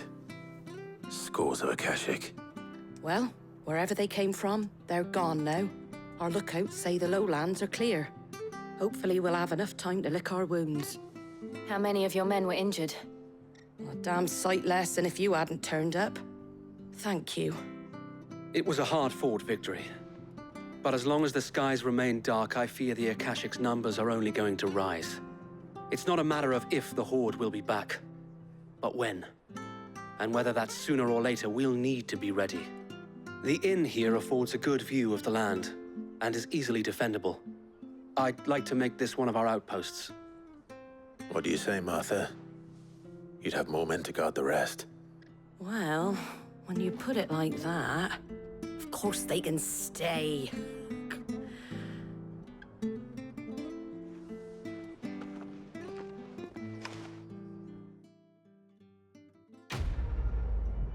I meant what I said, Desperado Joe. I've never seen it. I can't have an opinion on something I've never seen. Unless I'm a politician.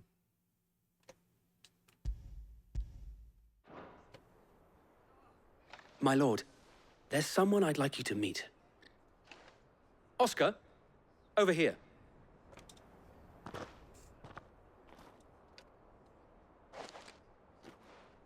It is an honor to make your acquaintance, Lord Rossfield. I am Oscar. Oscar of House Murdoch. Murdoch? I wasn't aware the Lord Commander had children. Oh, he didn't.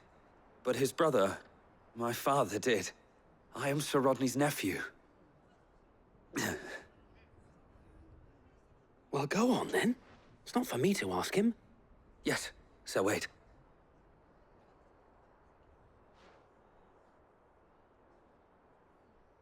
If it please you, my Lord Marquis, might you take me as your squire? I would learn the duties of a shield from the finest. I'm sorry to disappoint you, Oscar, but I'm a shield no longer. Nor was I ever the finest. Also, you know that battle you probably saw from here over the city? Yeah, that was me. You don't want to be at ground zero of that. And spending time in the company of an outlaw hardly seems a fitting education for one aspiring to take his oaths. My Aunt Hannah once told me that a man is not defined by his title, but what he does in its name. You have accomplished much since taking on the mantle of Cid, winning no little honor in so doing. And I would sooner serve under an honorable outlaw than an unworthy shield. Not that Sir Wade and the other Guardians are... I mean to say that, they're... It's all right. We know what you mean. There is only so much the boy can learn from me, my lord. But a squire... Would that really be so bad? You were a squire once. And I'm certain Sir Rodney would approve.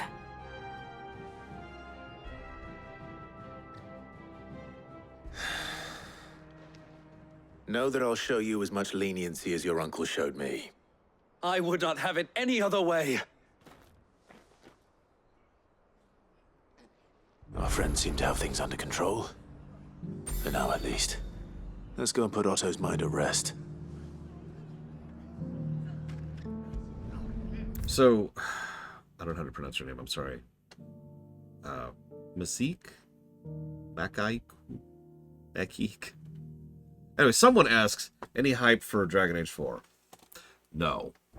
Now, having said that, I need to qualify that, because I have a slightly more complex opinion than just yes or no. I think there's a non-zero chance it'll be okay. In fact, if you put a gun to my head right now and said, how's it going to score? I'll say 30 to 40-ish. You know, above 0, but not particularly memorable and probably not worthy of a replay.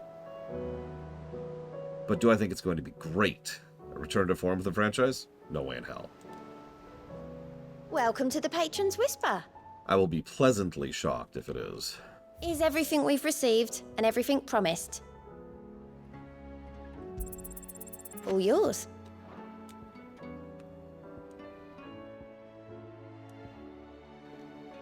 Listen, Doom Rider, I just, the gun, it's comforting. It's cold metal barrels. They sing to me. Was wondering when you turn up. Had ours from all our friends thanking you for your timely intervention. How is it you always manage to arrive at just the right moment? Luck, I suppose. Any word on the rest of the realm? I know, Steppenwolf. Let's see. Storm's still crying out for mother crystals. The nations are still in chaos. And the skies are still the colour of a kick in the kidneys 2 days on. So... Right. Clive, we knew this was going to happen. Well, not the bleeding skies part, but you take my point. Now's not the time to second-guess yourself. Now's the time to visit the infirmary. Talia says your brother's awake. Thank you, Otto.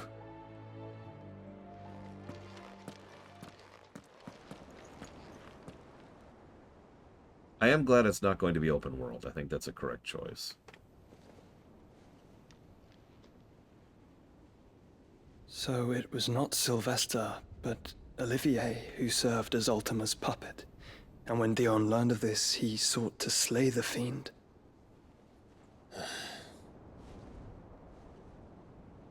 Only for his father to take the spear that would have freed him. Enough to drive a man to madness. Small wonder he hasn't stirred. I would be afraid to wake. Had I but reached out to him sooner, warned him of the threat Ultima posed. But now, both an empire and her prince lie broken. Joshua, what do you know of Ultima?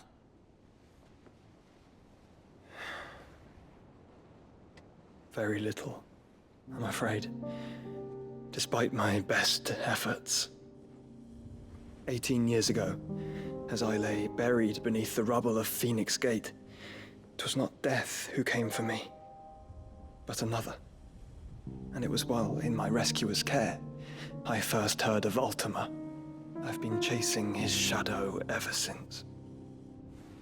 Ultima is driven by some deep, dark purpose, and for whatever reason, it would seem you are crucial to his designs. He will stop at nothing to have you, even if that means toppling an empire. But why me? What possible use could I be to such a creature? That is one of many answers that have eluded me. Yet, I am certain of this. It is not mere chance. You were chosen for a reason. All dominants carry within them the might of an icon. Nigh limitless power that is at once acutely limited. I wield fire, and only fire. And I only ice. 8 wardens for 8 elements. But you, Clive. You are different. You're special. Your abilities begin with the flames of Ifrit. But they do not end there. The fact Ifrit can even exist goes against everything we thought we knew of dominance. Perhaps Ultima has been waiting for one such as you, whose potential is truly limitless. I've encountered that thing several times now. If it or he, as you say, needs me, why hasn't he claimed me as he did the boy? Were I to hazard a guess, I'd say the two of you are somehow incompatible. His mind not properly attuned to your body. His mind? Mind, awareness, spirit, call it what you wish. But I believe Ultima to be an embodiment of the concept. It is why I struggle and fail to contain him here inside me. I'm sorry. Inside you? With every setting sun, I feel my strength wane. And though the Phoenix's flames mend the prison I have made for Ultima, they do so at a cost. We must find the means to bring an end to him before I meet my own. What were you thinking? It was that or let him take Clive. And I've always had a soft spot for my brother. But that doesn't mean you should sacrifice yourself to save me.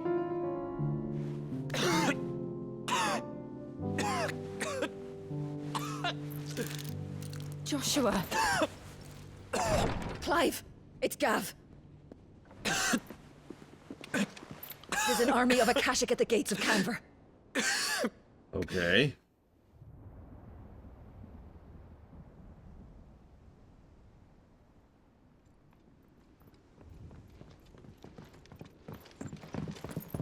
Well, what's the short of it?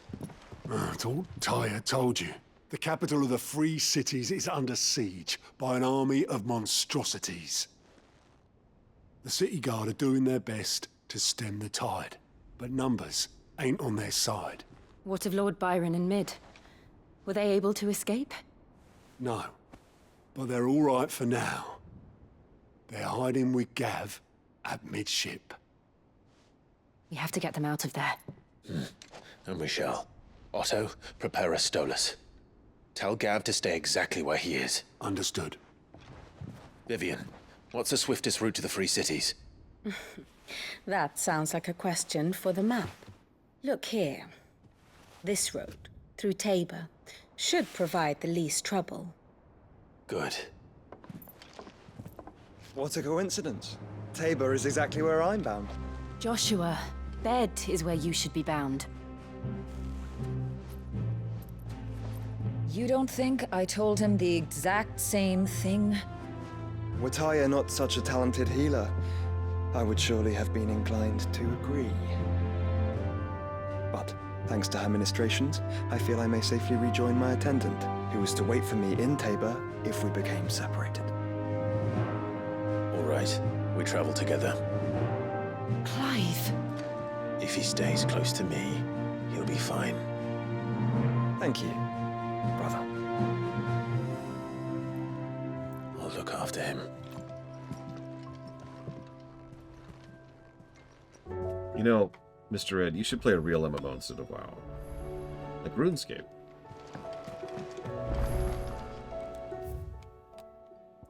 Oh, that's a lot of side quests. Okay. That's more than I was expecting. Let's see what we got. Did you see that? Tell me you saw that.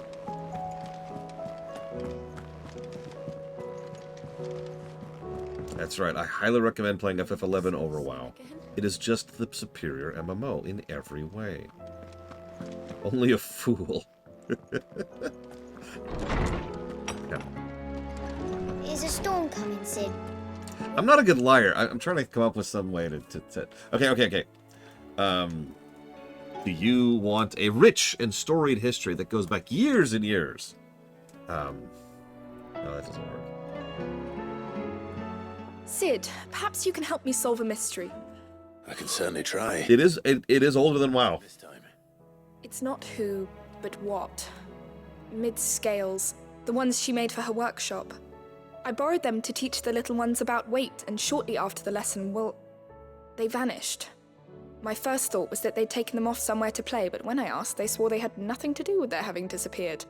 Which almost certainly means they had everything to do with it. Perhaps a visit from Sid will jog their memories. I think it just might. Thank you. I don't like to imagine that my pupils would lie to me. But if they have, I'll have no choice but to discipline them accordingly. They were in the atrium when I last saw them. as always. So, two things. First, actually, from everything I've heard, FF11's in a pretty good state right now. Once again, if I had literally infinite time, I would actually probably check it out, because it's been... about 12 years since the last time I gave FF11 a shot. It seems that... I wasn't doing it alone, either. We did it as a group. We bounced out pretty hard. But I've been told it's been improved substantially from then. Yeah, I'm not going to say I'm going to fall in love with the gameplay, but I mean, it's kind of improved since then, right? It's over a decade. Second of all, speaking of War Within, dwarves are cool and all, but honestly, the last zone, which I'm just going to say it like that, the last zone of War Within is currently, like, duking it out for one of my favorite questing zones in the entire game. So, make of that what you will. Here, you put me in this situation, Clive. You can bloody well get me out of it. I need a hand with a recipe. Are you sure it's me you're looking for? I'm not much of a cook. I'm all the cook will be needing, thank you very much. What I want from you is a little of your time, right? Oh, and perhaps your sword. You remember Ivan's stew, right? Well, despite the look of the thing, and that awful stench, people wolf it down. So I thought I'd try making one of these supposed masterpieces myself. Had a peek at the book and gave it a go, but, well... It wasn't as straightforward as you'd hoped. Ivan had the same problem. Yeah, but this is my blooming kitchen, and I will not be outdone. So if you don't want to be seen as playing favorites, I suggest you lend me a hand. I'm being blackmailed by my own chef. I've never been one to play favorites, Molly. And I would be only too happy to lend you a hand. So, what's on the menu this time? A fried mortress of skyworm. That's one heck of a name, innit? Recipe seemed easy enough to an old hand like myself. Thought I'd followed it to a T. Only, turns out skyworm livers and drake's mint are not what I thought they were. At least I hope they're not, given the rancid mess they made. Ivan said the recipes in the Culinary pilgrimage date back centuries. Who's to say the ingredients even exist anymore? Well, that's a question for a scholar, wouldn't you say? Perhaps you know of one? Kindly old fella who haunts the shelf? Yeah, I get it. Come on. Guys, come on. Jesus. Sorry.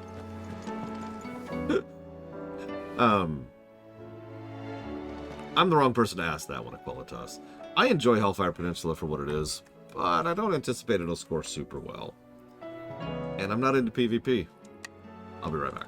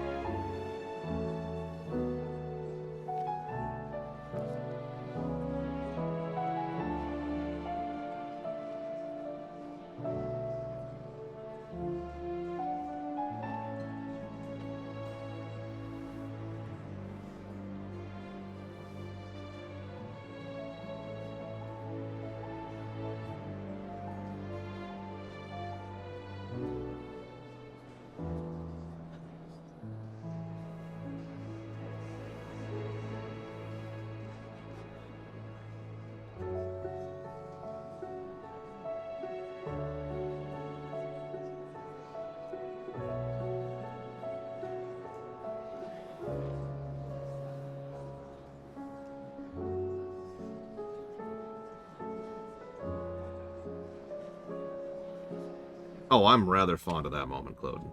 And a lot of the early quests in Hellfire are pretty solid.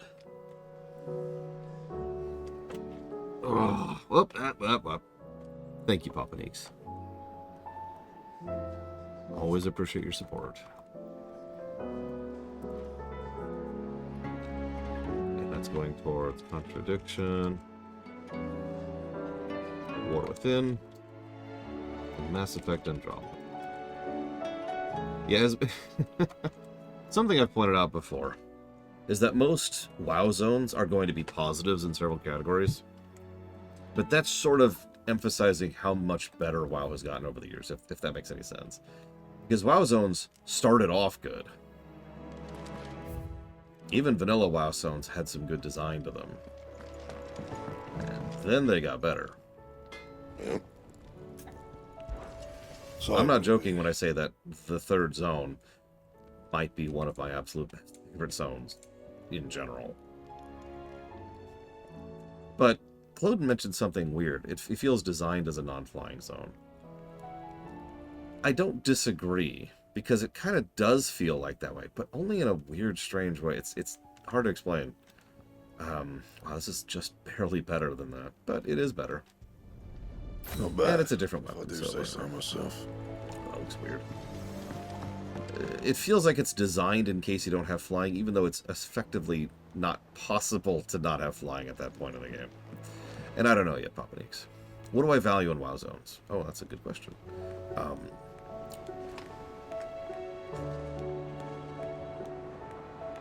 I suppose the answer is everything. Oval world design, which is the specifics of what is placed where.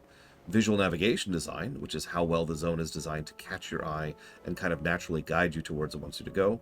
Quest design, as in the individual quests themselves. Quest connection design, as in how the quests connect to each other, both in vectors and in flow. Obviously brickwork, which is just general, adds to the flavor and vibe. Music, that's the all-important music direction that WoW just kind of absolutely nails. And I would also go with, I guess that's kind of it. I think that's kind of it. We'll go with that. Is everything all right, Goose?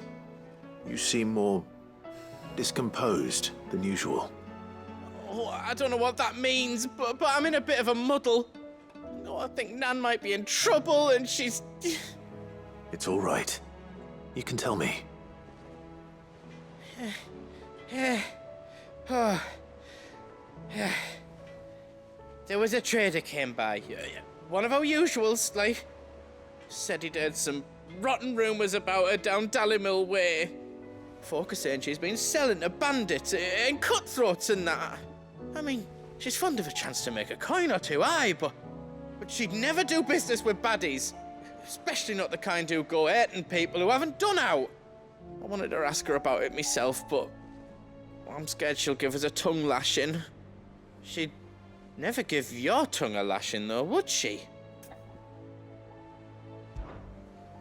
Don't worry. I'll speak to her. Oh, thanks, Clive. You'll let me know what she says, won't you? Of course. I'm sure it's all just a misunderstanding. Oh, WoW was a lucky game, make no mistake. Made by the greats of Blizzard when they were in their primes.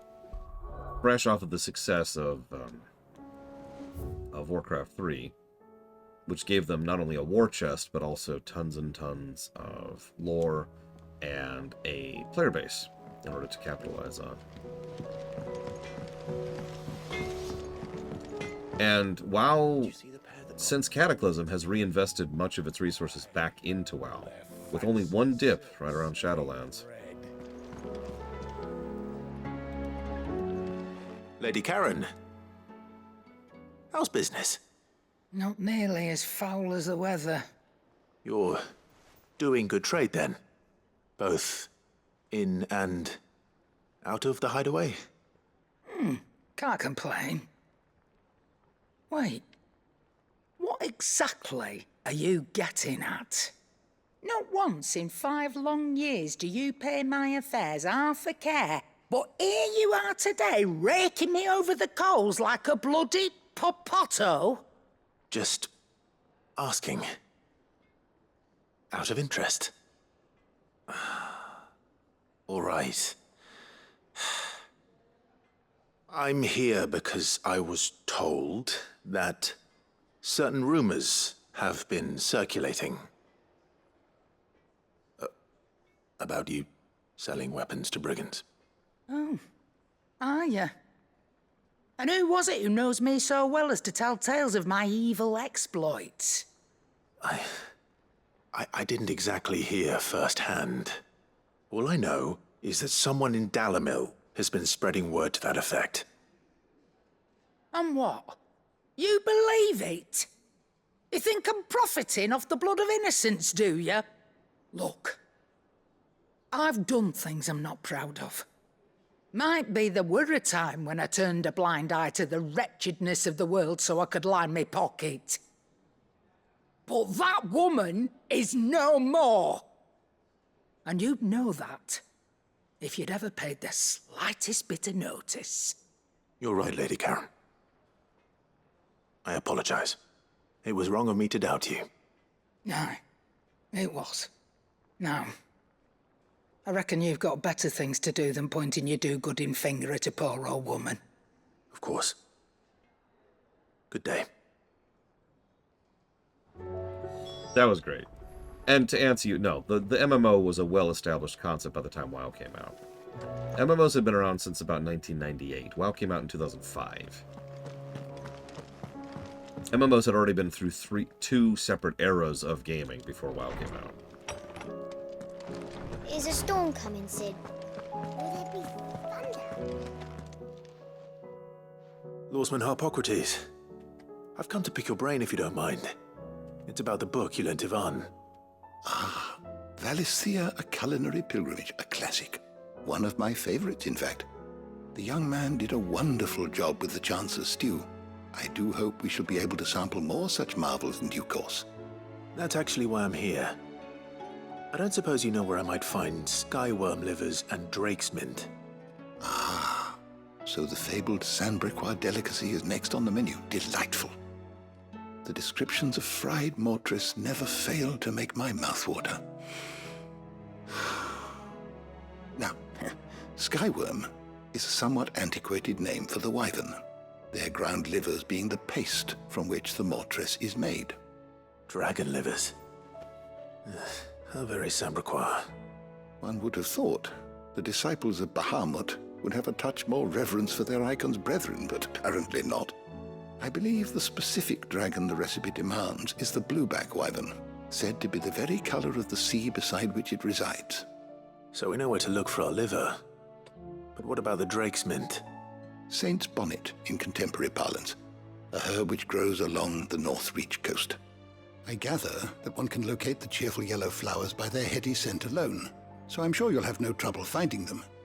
I may add that people once believed game was best served with the flora that sustained it in life, in which regard fried mortress of skyworm is undoubtedly a typical dish of the time.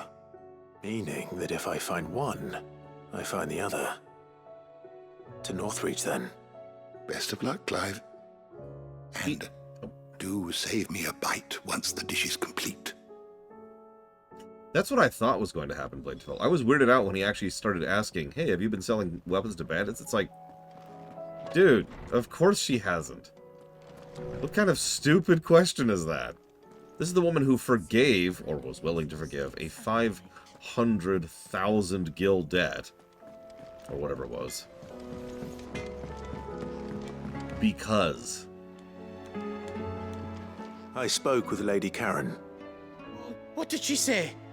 That the rumors were unfounded, and that I was a fool for thinking they might hold any truth, along with some other things that made her feelings clear.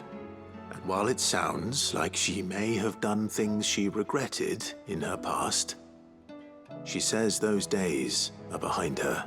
Bahamut, Master Man. That's good. I knew Nan wasn't caught up in out bad. But why would people say she was? What did she ever do to them? Yeah, slander isn't right. It's not right. No, it's not. But people do things for all sorts of reasons. Perhaps we'll never know. Well, I'm going to find out. That trader, he said they were all talking about her in Dalimil. So that's where I'm going. I'll find someone who'll tell me, you'll see. Good. Are you sure that's wise? Whoever's spreading these rumors means Karen ill. Oh. Right. But that's why you'll be coming with me, isn't it, Clive? I suppose it is.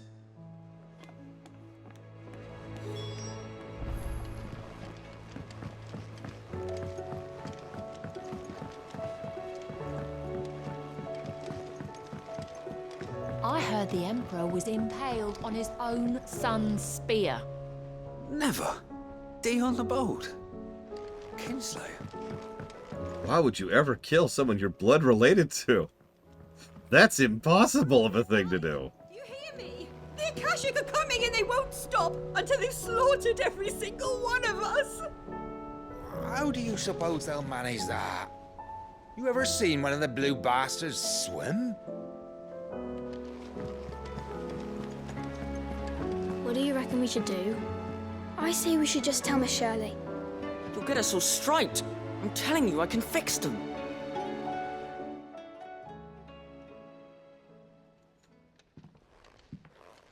Especially royalty. Royalty would never kill each other, their own blood. Sid. Crazy talk. Hard at your studies, I see. And what is that?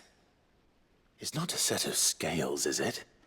No. Of course it isn't. Well, not anymore, it's not. Oh, And just how long hasn't it been one? we're sorry. But we didn't break them. We dismembered them. Just like Miss Mididol showed us.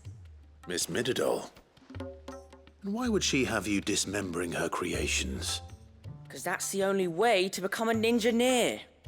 Miss Mididol said, the best way to see how something works is to take it apart and put it back together again.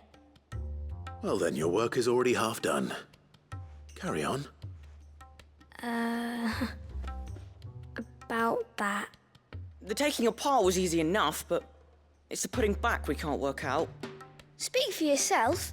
The heavy thing goes at the bottom. Then...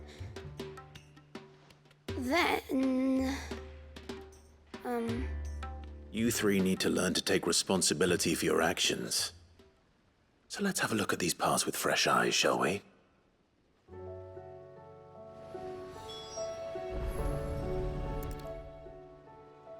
All right. Everything here was once part of Miss Mididol's scales. Every piece has its own role to play, and each is just as important as the others. If even one of them is missing, the scales won't work. So let's think about what those roles might be. You already know one of the pieces, the body. Its role is to support everything else. But what of the others?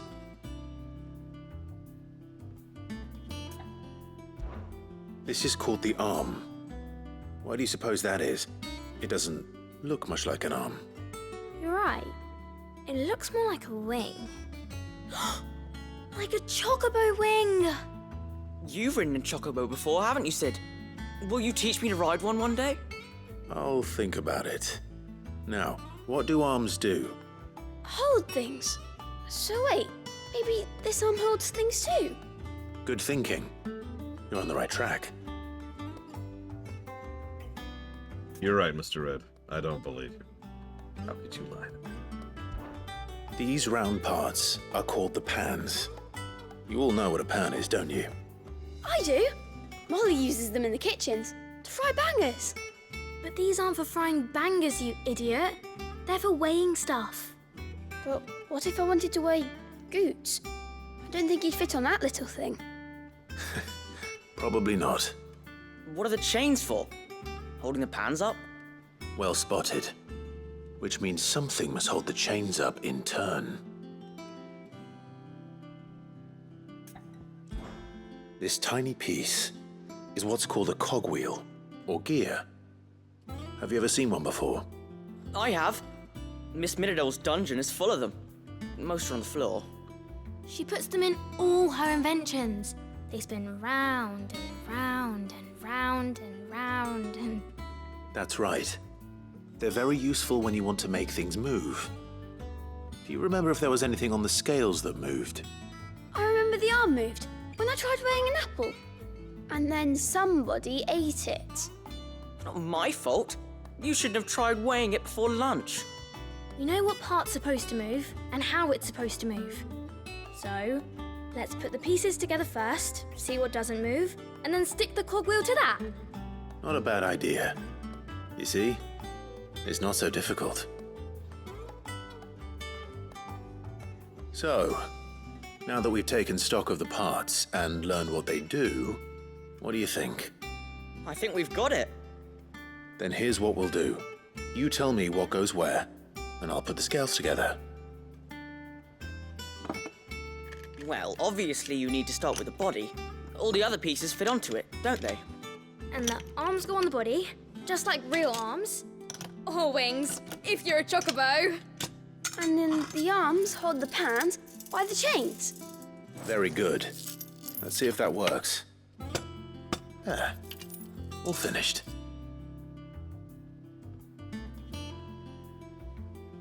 Yes! We did it! Well, with Sid's help. Oh, I just put the pieces together. It was you three engineers who showed me how. That's right. We're Miss Mididol's hairs. Her hairs? Yeah, hairs for the future. She's showing us her secrets now, so we can help out the hideaway when we're older. What do you think, Sid? Are we almost ready? With a little more help from Miss Mididol and Miss Shirley, I'd say it won't be long at all. You hear that? It won't be long. Until then, though, do try to be honest with Miss Shirley.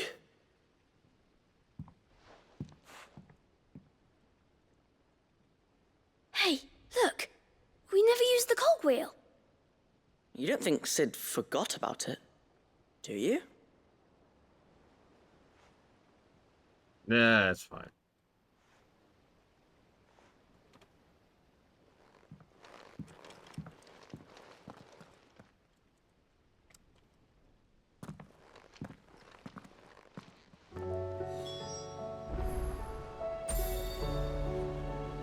So, someone asked me how British this game is.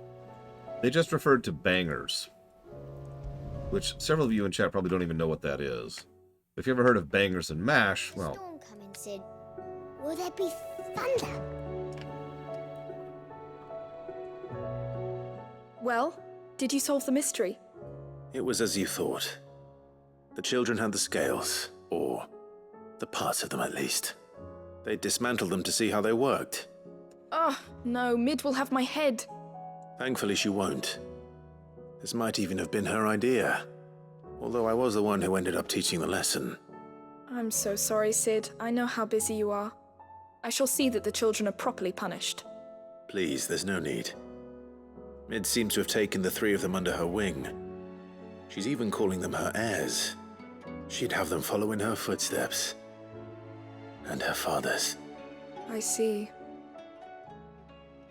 Sid, do you know why Mid has been spending so much time at the hideaway of late? She told me it was because her studies have been interrupted by events in Canva. Is that not true? No, it isn't. The university offered her a commission. In exchange for full tuition, room and board, they asked her to oversee the design of several new war engines. To anyone else it would be an opportunity, but to Mid, who lost both her parents to war, it was a bitter pill. One she was none too keen to swallow. But that should come as no surprise. She's only ever cared about bringing people hope. The very last thing war can be said to do. Which explains her heirs. She's working to give them a better life. And so should I. What's the odd engineering lesson? Ah, you've given them far more than that. And I'm sure they're very grateful.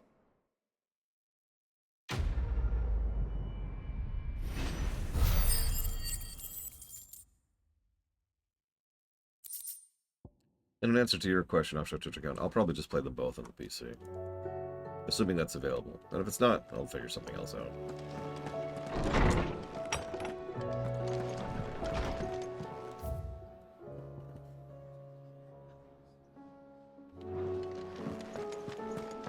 It seems the hideaway's lost its appetite. Did you see the pair that got hauled into tires? Aye.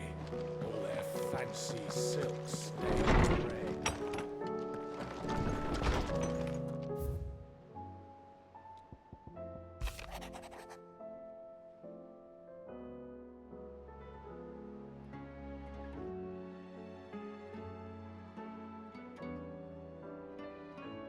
So that's Isabella's thank you letter.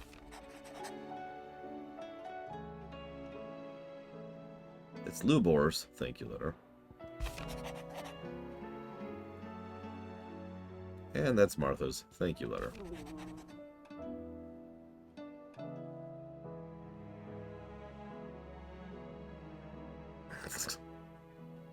And that's Wade's thank you letter. This is a side quest. Your most esteemed Lord Uncle has presented me with the task most vexing. And I fear I am wholly unable to perform it to his vaunted expectations, namely due to a marked lack of martial aptitude on my part. To wit, I am but a manservant, not a mercenary. While I maintain the fitness ample to attend to the needs of a manor, to the attending of bandits and back alleys I am sorely ill-equipped. If you please, prithee come see me at Martha's Rest, where I will explain my predicament in full. Rutherford. Wasn't that the name of my uncle's manservant? Why would he be at Martha's Rest?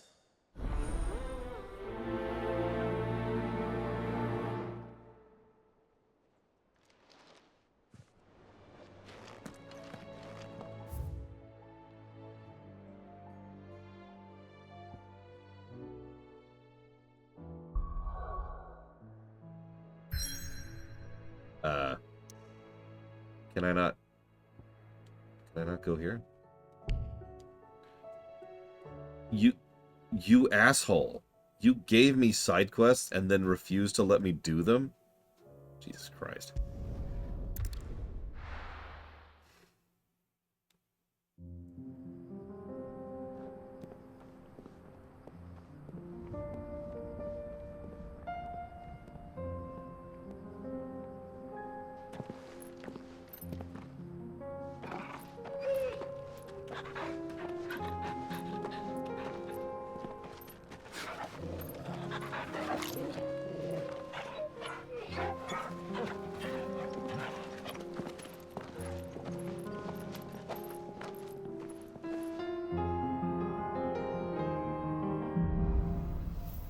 Hang on.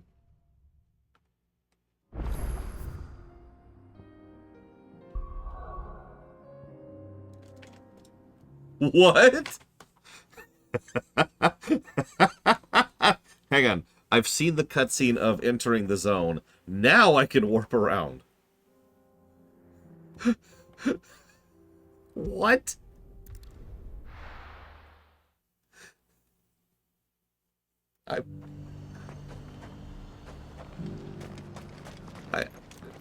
Okay. No questions, Your Honor. But there were ghosts at the gates not days ago. You needn't fret. The creatures have been...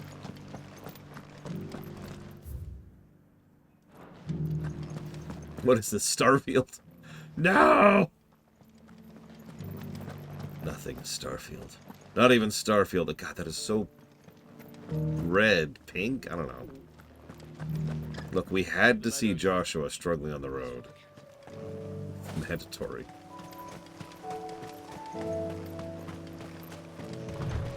Right, before we do this side quest, hear me out.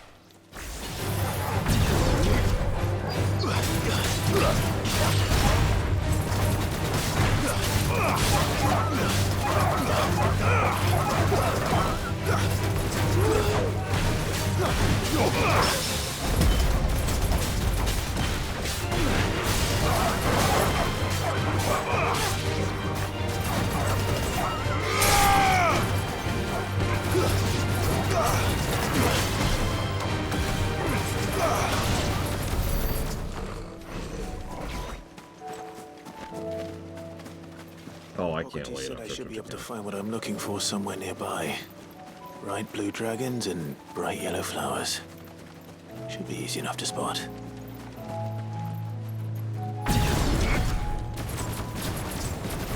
This must be our wyvern. Right. Let's get this over with.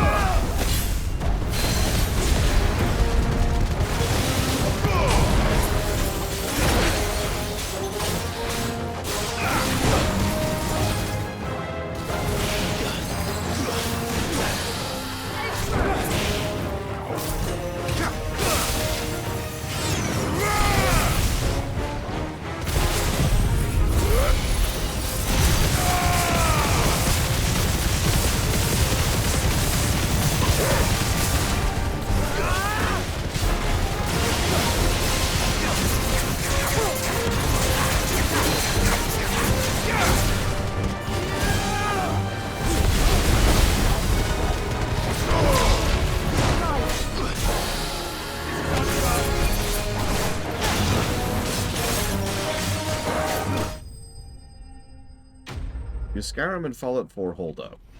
Truthfully, I do not know. I have not reviewed either game. So I don't know. That's the wyvern's liver.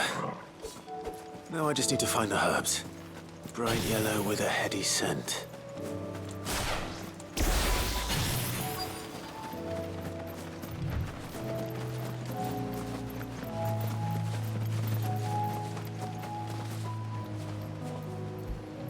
I mean, it's definitely an improvement over 13's Pillars of Snow, especially since there's more you can do with it. I think more there's depth to Molly it. needs to resurrect her recipe. It's a little bit more dynamic too. Instead of, because FF13's problem was every single fight, even trash fights, was break, do X to break stagger, then do Y to kill enemy. Here, that's just not true, right? There's plenty of enemies that don't even have a stagger bar. Breaking stagger certainly helps and is helpful for pushing up the DPS, but doesn't feel as mandatory, and you're actually doing some freaking damage to the enemy before you break the stagger bar. And that's the other thing. In this game, the stagger bar is a way to do bonus damage to the enemy, as opposed to in FF13, where the stagger bar is the way to do damage to the enemy.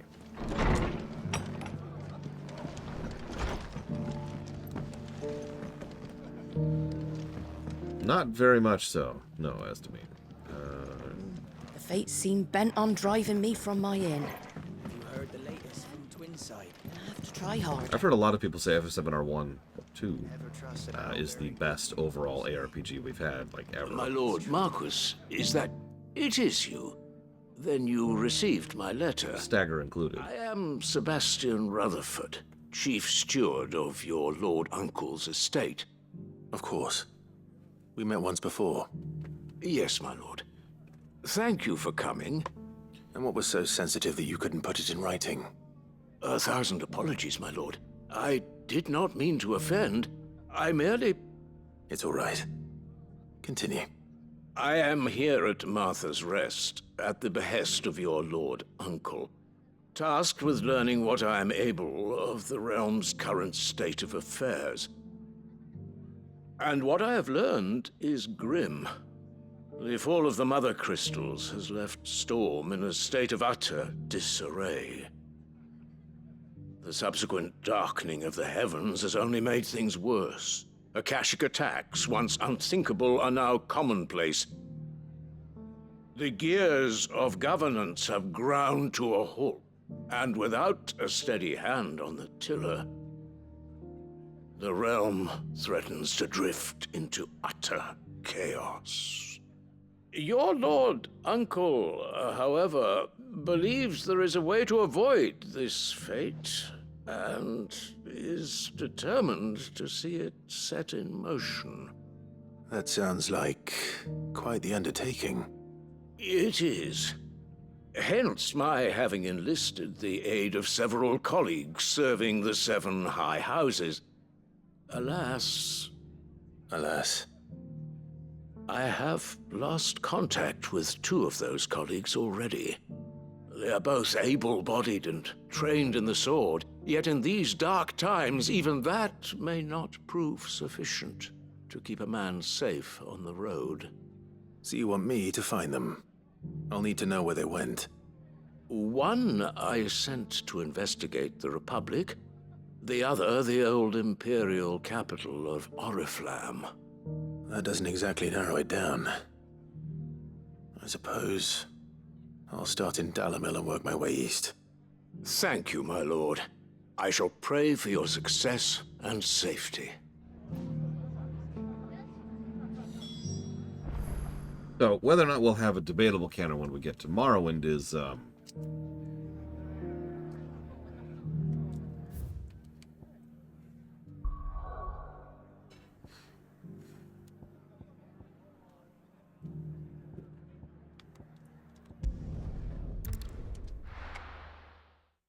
So, that is strange, Pillars of Snow. I would also say that this might be part of the generally new direction Square has been doing for a while now. I mean, I myself made the comment that the last, real FF game we had was FF12, which was almost 20 years ago. But it's worth noting that even if you sit down and just look at the mainline titles, we haven't had all that many Final Fantasies in the last 20 years. It's not going to be easy finding one man in an entire republic. Let's hope someone here's seen something. So it's entirely possible that part of the mentality is, all right, we found something we think works. Let's not try and reinvent the wheel each time in order to try and reduce development time.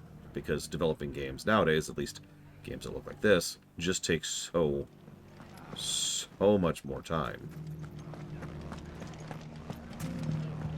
It shouldn't be too hard to find, Goots. Are the bad men going to come back?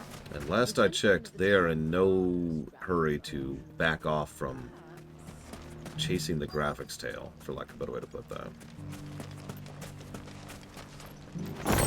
Whether that's the right call or the wrong call, it's debatable. Could be I know something more. What's it worth to you? I've got 100 gil and a chocobo feather. And finally, to answer Papaneeks, I see no particular reason we can't add Spider-Man 2 to the list, since it'll eventually come out in a system I actually own. Clive, listen! I found someone who says he's heard the rumors about Nan. Have you? Go on. Tell him what you told me. All right. It's like I said. A wizened old crone by the name of Karen's been selling steel to whoever'll pay her price, be they knight or knave. Says the more swords and spears she puts in people's hands, the more war they'll wage. And the more war being waged, the more call for swords and spears. And who will they all turn to keep them in steel? Why, the good Reaper herself. And you've seen this Reaper at work? Aye, it just so happens I have. You'll find her right here plying her trade most days. Here in Dalimil? Where exactly? She has a stall here in the market, but if you're not the patient type, you can probably find her at her storehouse on the edge of town. But it'd be a bolder man than me that braved that particular nest of vipers. Feeling bold, traveler? I hope so, for your sake. Now, if that's all, I have places to be. Sorry to have kept you. Me too, You Eternus. don't think Nan's the Reaper, do you? No, that's stupid. Unless she's discovered the secret of how to be in two places at once. Eh? What do you mean? Lady Karen hasn't left the hideaway in weeks. So who has been running this stall he spoke of? Good question. I'll go and have a look. Good. And I'll visit this storehouse on the edge of town. Good. All right, but be careful, Clive. Thanks, Goods. You too, Goots.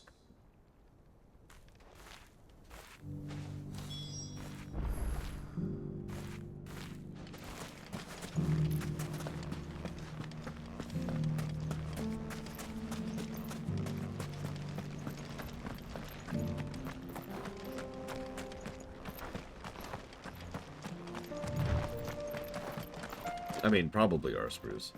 Charon's been a trader for quite some time. In trouble. So her name probably has some weight to it. I don't see your master here, so you can start by giving us all the coppers in your purse. I already told you, I have nothing.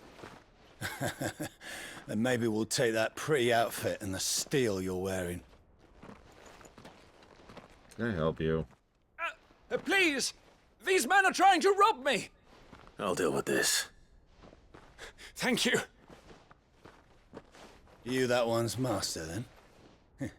If you'd kindly pay the coin he owes us, we can pretend you didn't draw your blade on Republican soldiers. Or you can go back to your garrison and I won't report you to your captain. Oh, you're more than welcome to. He hasn't had many visitors since we slit his throat.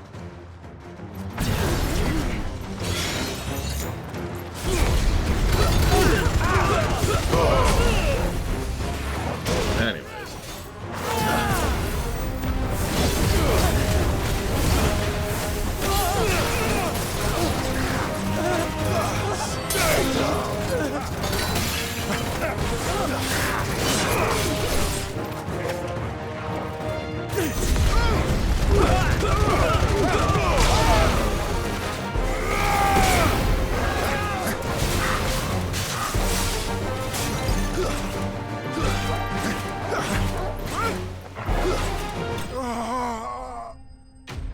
And that's called cherry tapping.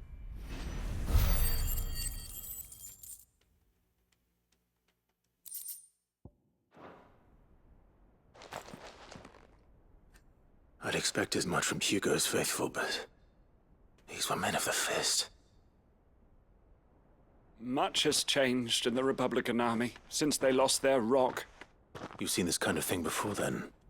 Many times. I was sent here to observe the situation. You're one of Rutherford's men. He sent me to look for you. Well, then you have my thanks. I fancy I could defend myself against one, perhaps two, but a whole regiment. I arrived in Dalimil several days ago, but when I called upon the captain of the local garrison to make inquiries, his men confiscated my effects and locked me in a cell. The captain is no more, and his men make the rules now. Fortunately, I was able to bribe my way free, only to be stopped again by those soldiers you so kindly dispatched. What of the Fist's central command? Surely they wouldn't allow such lawlessness amongst their ranks. I would imagine they are unaware of it. Most of the army has fallen back to the capital and hunkered down behind her walls. Those who weren't recalled now rule the fringes unchecked, answering to no one but themselves. Yeah, they're It's raiders. worse than we imagined. You should return to Rosaria. It's not safe here. I'll find a caravan heading north. You won't mind if I borrow one of these soldiers' coin purses?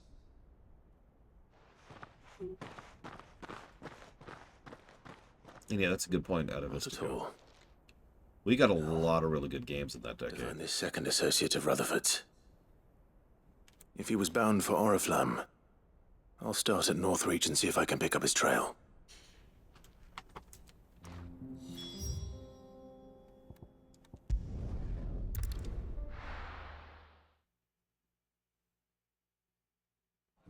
Yeah, we've still got a bare minimum of one more piece of kit to get. Excuse me, 2 more pieces of kit to get. We still don't have Shiva, which I know we get. And we don't have Odin, which I also know we get. The safety of the town is in our hands. So we've got to go kill Jill. We walk into her room and she's like, What are you doing, Clive? Succeeding you, Jill.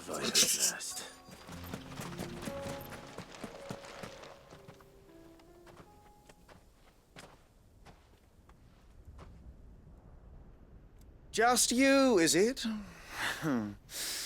Thought I might have laid it on a bit thick. It was a fairly unconvincing tale. So, what now? That's up to you. Die a slow death, or a quick one. You? Boys, he's all yours. But that sword is mine. Okay. I'm sorry to complain, but why are we still fighting bandits? Like, I guess I get it, but they're bugs! They're bugs! They're so insignificant! Like, again, it makes sense if I'm Elward, but it feels really strange to be fighting bandits at the 40-plus hour mark. After the apocalypse has started. Yeah, this is post-Bahamut! Why are you here? I'm so confused!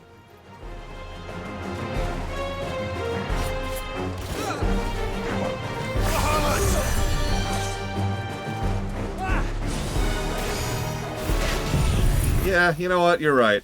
Hey, bandits! Hi! It's over.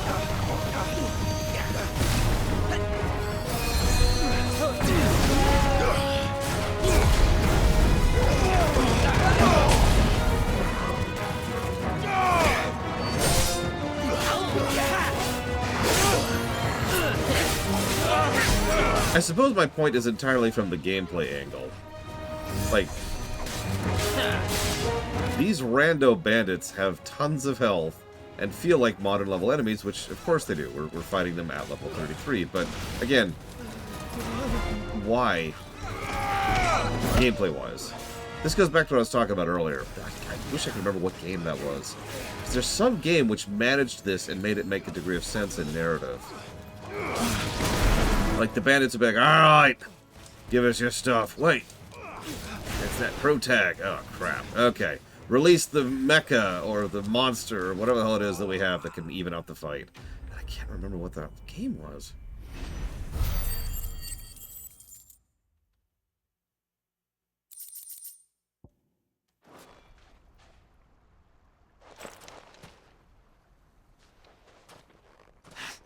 Oh, you've done it now. Really? Tell me what I've done. When the Borgwyn finds out you've killed his men, he'll have your head. He only wanted that bull of a manservant, the dim one always clinging to Karen's skirts. You weren't even supposed to be here. Who the hell are you anyway? What were you going to do to him? The Borgwyn wanted him to get to Karen. I was only supposed to point the lamp in the right direction once he arrived in Dalamil. But then you turned up. Well, go on then. If you're going to end me, end me. You're not worth the effort. Now be gone, before I change my mind. Fucking coward! I need to find Goetz. Right now.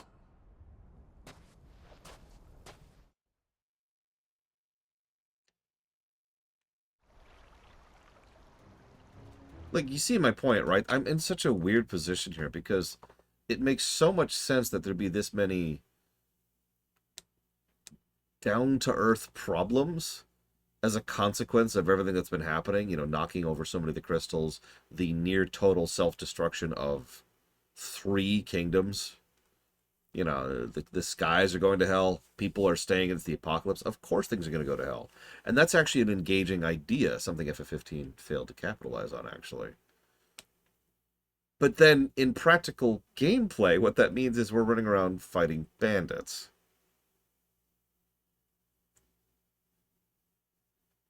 And if I'm being honest, the only solution I can come up with to resolve this particular paradox would be to make them a joke.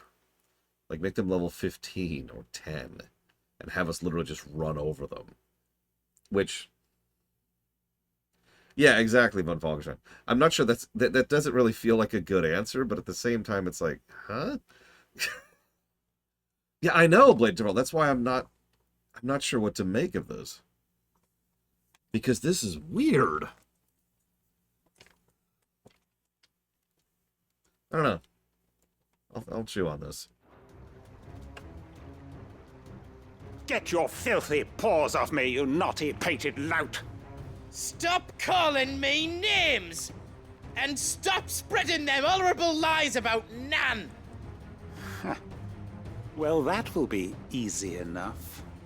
For they are not lies. Every last word is true. And she must pay for her crimes in blood! Lord! Goot, are you all right? He's gonna kill Nan! He said she had to pay in blood! After what she did, it is only right.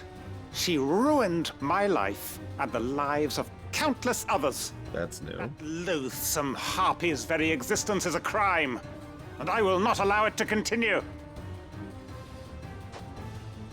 Good. Okay, hang on. This is still not an ideal solution, but I've got another potential solution.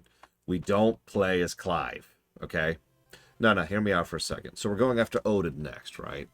So Clive, Jill, and Joshua, they head off. And they're going to deal with, you know, the big stuff. They're going to go fight the Star Destroyer. Okay, cool. And then, yeah, and we're playing as, like, Gav. And it's like, all right. Meanwhile, and ideally, because all of these are side quests, if you're paying attention, ideally it would be optional. It's like, okay, hold up. Yeah, or Byron. He's got the axe, right? And so Byron and Gav are running around trying to do all the cleanup and fixing all of this leftover crap while we're trying to hold off the tide, you know?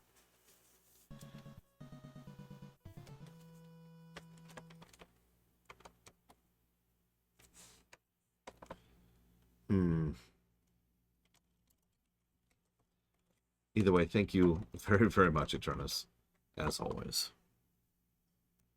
Much obliged and much appreciated. And if you know what you want all that to go towards, do as usual, please let me know. Stop giving me money. But yeah, essentially it's an extended Princess Peach section. It's not like they don't have those in this very game. So we know they have at least the mechanics, the engine, to handle playing as someone other than Clive. We would have to do something to make it work other than just, having an axe, right? Or having the dagger in the case of Gav.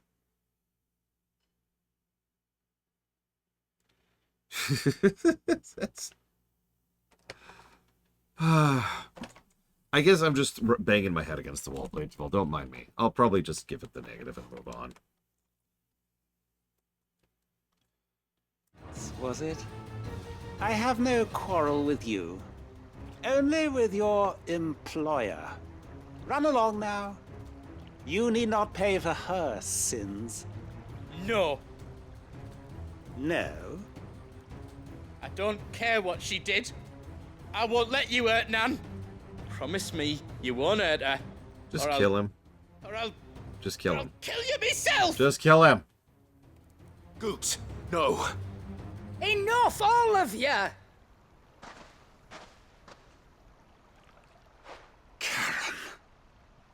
But how did you?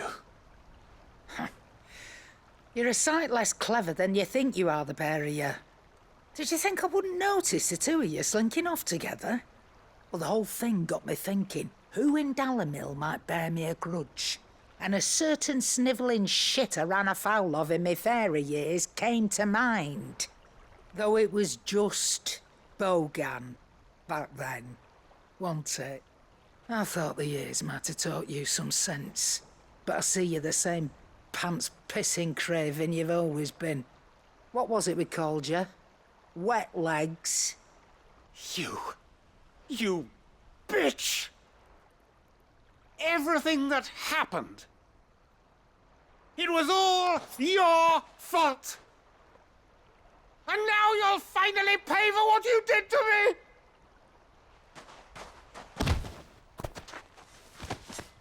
What? Gooch, you... If you want a piece of Nan, you'll have to go through me. Fuck! You great galoot. Out of the way, I can handle this myself. So, wet legs, you remember what you told me when we last met? An eye for an eye. Wise words, Sam. Wise words. And now, it's time to collect.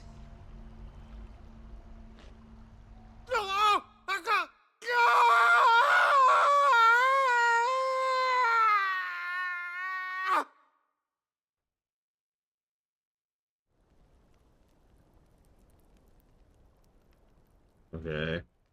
Sorry to keep you waiting. Is he... Dead? No. But I reckon he wishes he was. Isn't easy going through life one eye short of a pair. After all, I should know. You don't mean... Oh, don't tell me you didn't notice. Actually, literally the first thing I ever noticed about Charon is her heterochromia. Although I assumed it was heterochromia, and not that she had a fake eye. Lost it to old Wet Legs back when we were working the same routes. Said I'd stolen from his strongbox. I'd done nothing of the sort, mind. But that didn't stop him taking his little revenge. So I took some of my own. Sorry, lost everything. His coin, his clients. Always knew he'd be back one day to claim his due. But he crossed a line dragging poor Goots into this. He didn't hurt you, did he? No, Nan. Still got all my arms, see? Legs too. But what if he comes back again? What if he does?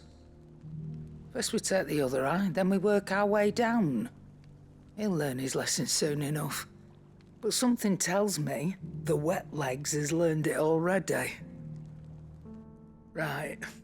Let's get you back to the hideaway. You've attracted quite enough attention already. Ta-ra, Clive. Remind me never to cross you, Karen.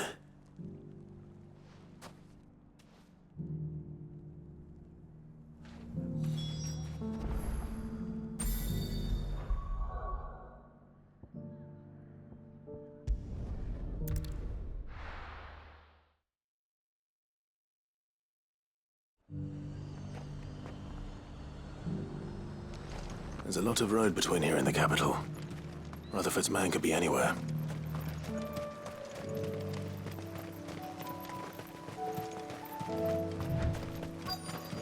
I think I agree with that, Zero.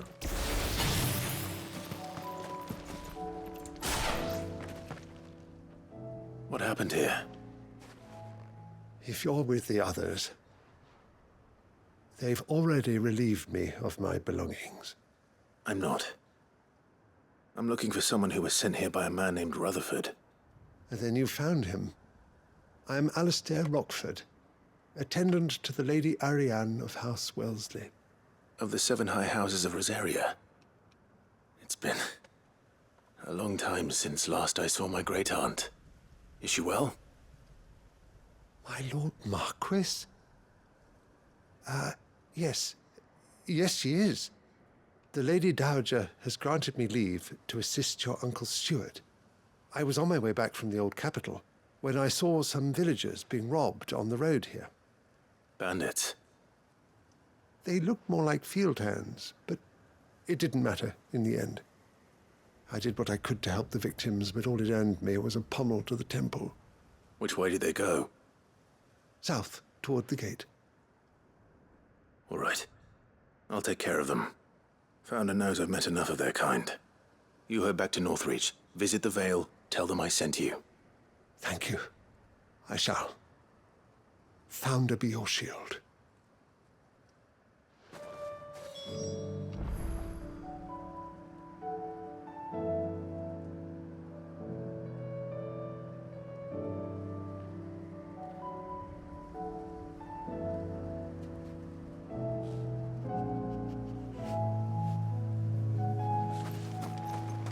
I mean, weirdly enough, that does make sense, Mother Lord. They just couldn't resist, could they?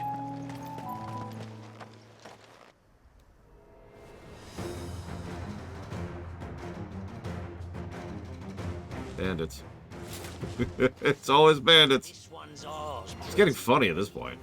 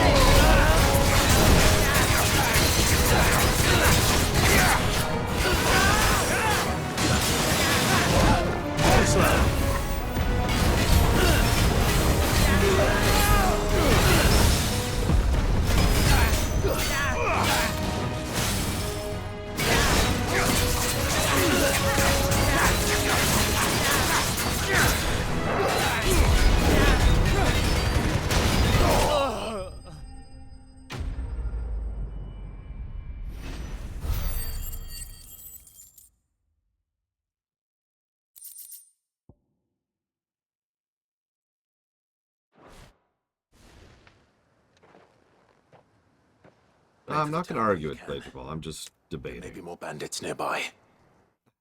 Something about this bothers me, and I'm trying to put it into words, because this feels really dumb to me.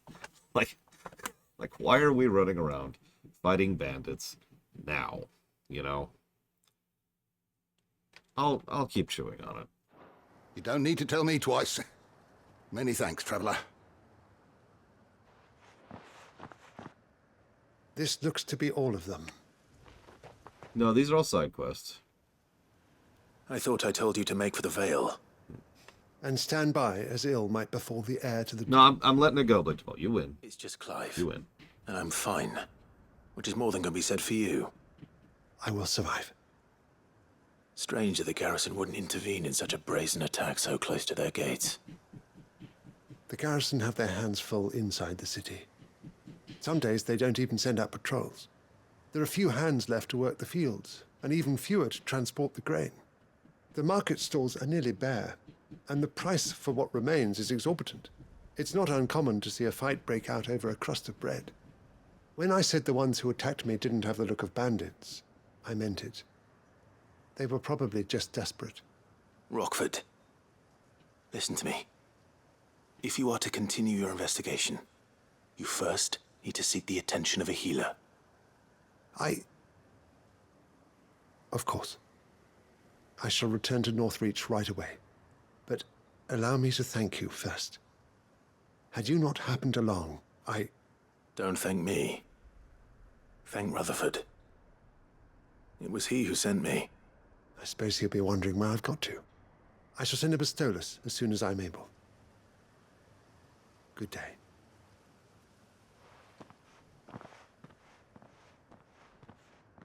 My uncle certainly has his work cut out for him. If it isn't already too late. I should go and tell Rutherford that his colleagues are still in one piece.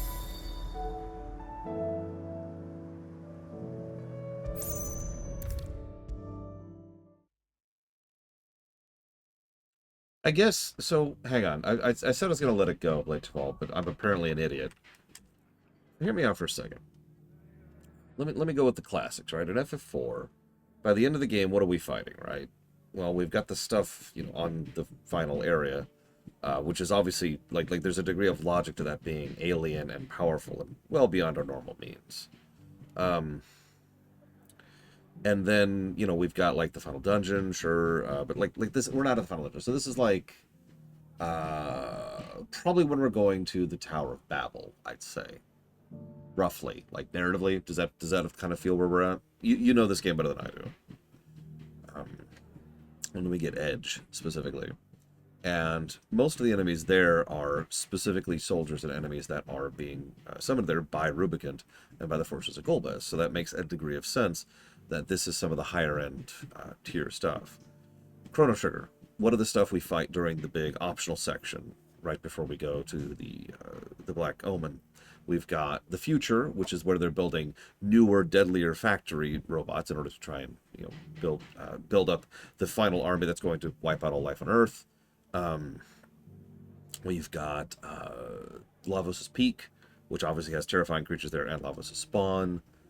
You know, what I'm trying to get across is, and I'm not trying to say I'm right, what I'm trying to think of is how many other games that I know well enough to just, by memory, say this, would have the same vibe problem I'm having right now. And I'm actually not coming up with a lot of them. The one that came to my mind immediately was actually Oblivion, which absolutely has this problem, and we did actually give it a negative, but that's a little bit different, because Oblivion's problem was that they barely change the enemy encounter table based on your level. They just change what they have equipped. So, hey, it's a bandit, which is doing a thing. And yeah, that's the thing that's really throwing me, Bladesville. I don't like to criticize something if I don't have a critique I can give to it. If there is no potential solution for this, then I should probably let this go. Because I like the idea of, all right, the kingdoms have fallen. Now we have to run around dealing with all this crap. And this is absolutely the time when bandit kingdoms and fiefdoms would be happening, right? That's logical. Indeed, I actually find it interesting how much the world is going to hell, and how much, like, you've noticed, right? You've paid attention over the last few side quests we've done. A lot of the outposts that we have been backing are quickly becoming the towns, right?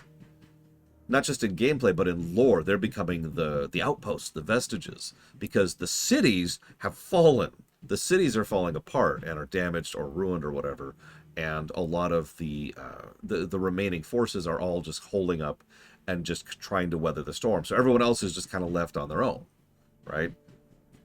So it makes sense that we'd be bouncing around between Martha's Rest, Northreach, and Demille, or Dalmir, how do you pronounce this?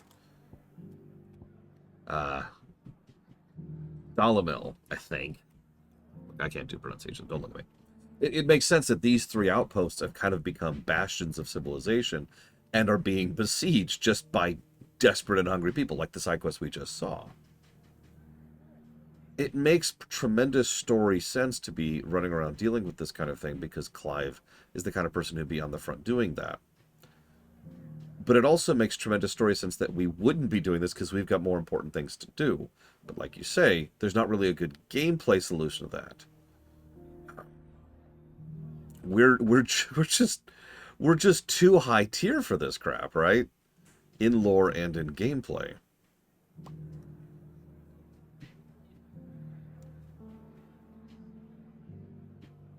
Ideally, what would be nice is, and I know this is getting into crazy territory, but what would be nice is there was a new mechanic added right here. Some new format of combat, or some new mechanism of what you could do to play around with something. Like, hear me out for a second. What if... So we mentioned the idea of playing as Gav and Byron. What if we grant some of our blessing to them, and that gives us, the player, access to completely new abilities based on that, right? So instead of just having, I don't know, like the Art Will of the Wicks thing, where the fire shield is going around us, we could set up like a completely new ability or something based on it, like maybe like this fire shield, which then does an AoE explosion and knocks things back down as it does it, or maybe it just does something appropriate to them, like Byron just pulls up his axe and then it just sets the sucker on fire, and now all of his attacks are doing this gigantic fire splash damage, or something like that, right? This has just come up completely off the top of my head. I don't know. This is a weird one. Yeah, the biggest problem would be implementation. This would be even more expense and work on top of an already expensive and long development cycle game. I was thinking about something else we could do, but I don't like that idea. I don't know. Where am I going? So we're going there, we're going there. We're not going anywhere. Oh, we're talking to him, duh. I'll actually be right back, and then I'll tell you my terrible, terrible idea.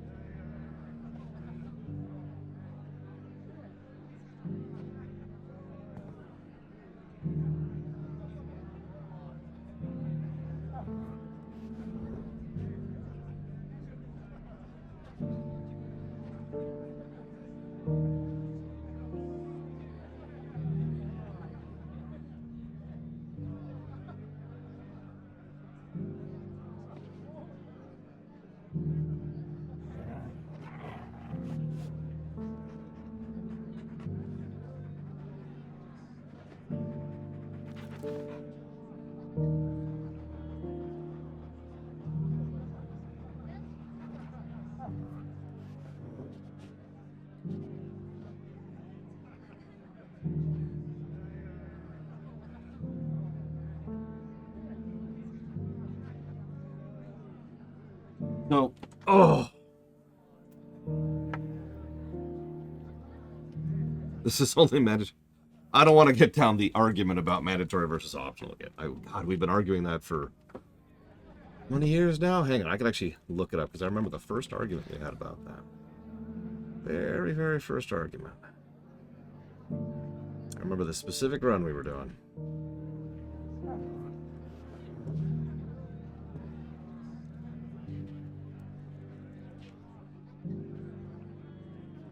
There it was. That was 2020. Are you wrong? I disagree with you, Equalitas. So, obviously, wrong isn't part of the equation, only disagreements. But yeah, January 15th, 2020. Oh, that was the first time we had the optional argument.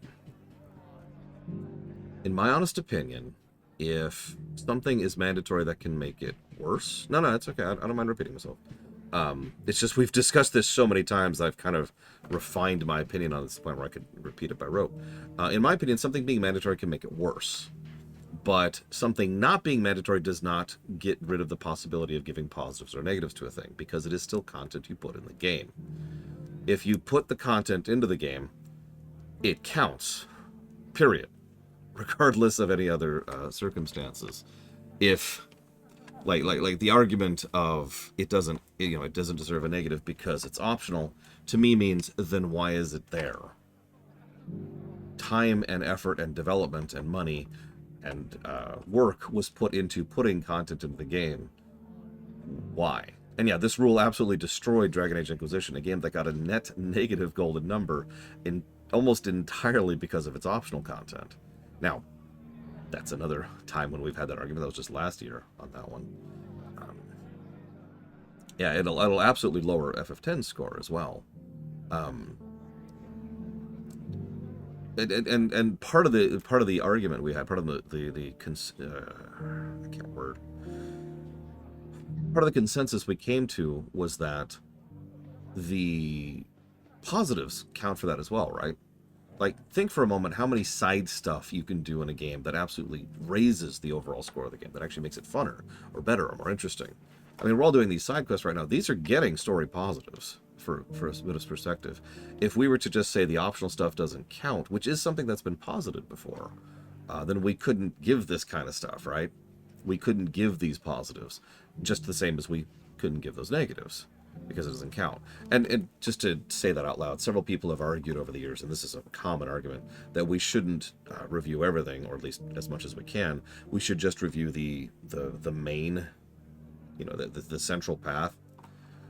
I obviously disagree with that in general, but there's also the problem that not every game has a linear central path, so that's its own problem. Anyways, but in this game in particular, here's my terrible idea, okay? Hear me out for a second. Make Joshua the icon fighter. Make Joshua the one who turns into Ifrit or Phoenix or whatever, and absolutely shreks everything in the big, flashy, doomy fights. Make Clive empowered. For all intents and purposes, his kit doesn't actually change, right? But he's the one who fights everything else. Because obviously, and this is already in the game, we don't want to icon up, we don't want to prime, unless we really need to. So Joshua doesn't actually prime up unless it's something where it has to happen. He knows we've only had a small handful of those fights throughout the course of the game. This also fits the overall theme of Clive being his shield, Clive being the one who fights when he can't, so that Joshua fights when he has to. I know that's a relatively small change, but I think it would help smooth over some of my issues with what's going on in general. Because, yeah, as you said so accurately, Blade Tafal, I'm sorry, Ross. Please don't kill me. Okay, go ahead and kill me. Just be quick about it. Because you're right. Every now and again, Superman just runs around and cleans the dishes. And sometimes that works. I've seen some really good down-to-earth soups stories over the years. Sometimes it doesn't work.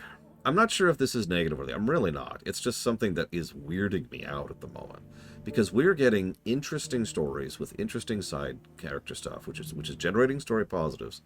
But the whole time I'm just sitting here thinking, why are we fighting another bandit group for the 5th or so time in a row now? Does that make sense? I see you're still here. The Rest's location affords a constant flow of traders, and with it, a constant flow of information. Speaking of which, I received word from both my associates. They have resumed their investigations, thanks to you. I only happened to be in the right place at the right time. They both seem to think the realm's prospects rather grim. I am afraid that grim would be putting it lightly. Storm is in crisis, and if we are to free her, we must work quickly. And we must work together. Such is your Lord Uncle's wish. As it is mine.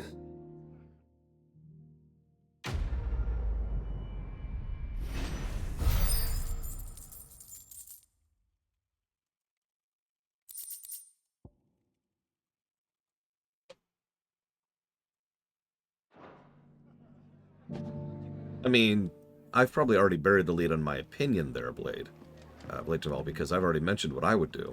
I would have them be a joke. I would have us completely run over the bandits. Now, that would only work at a certain point, but I still would prefer that personally over, you know, the big fat guy we just fought, you know?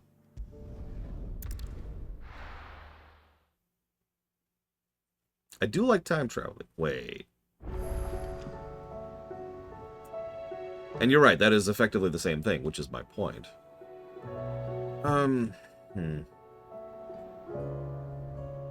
It would save time.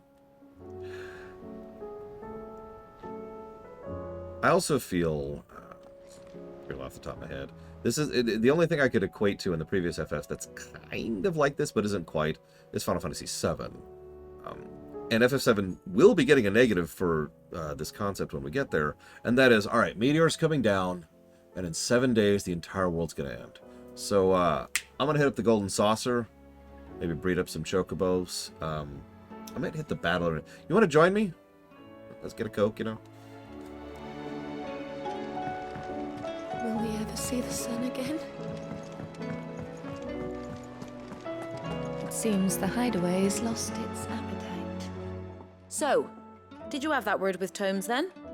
I did, and he was as helpful as ever. He told me exactly where to look, in fact.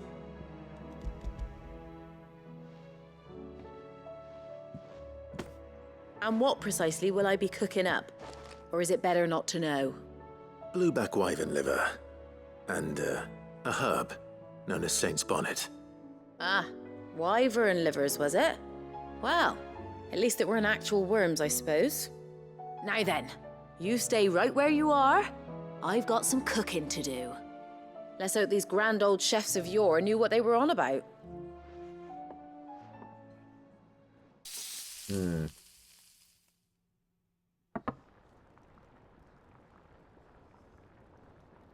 And here we have it. Fried mortress of skyworm. Ivan's offered to make sure it's fit for consumption. Well, I say offered. He as good as begged. And rightly so. Is there any higher honor than partaking in a slice of culinary history?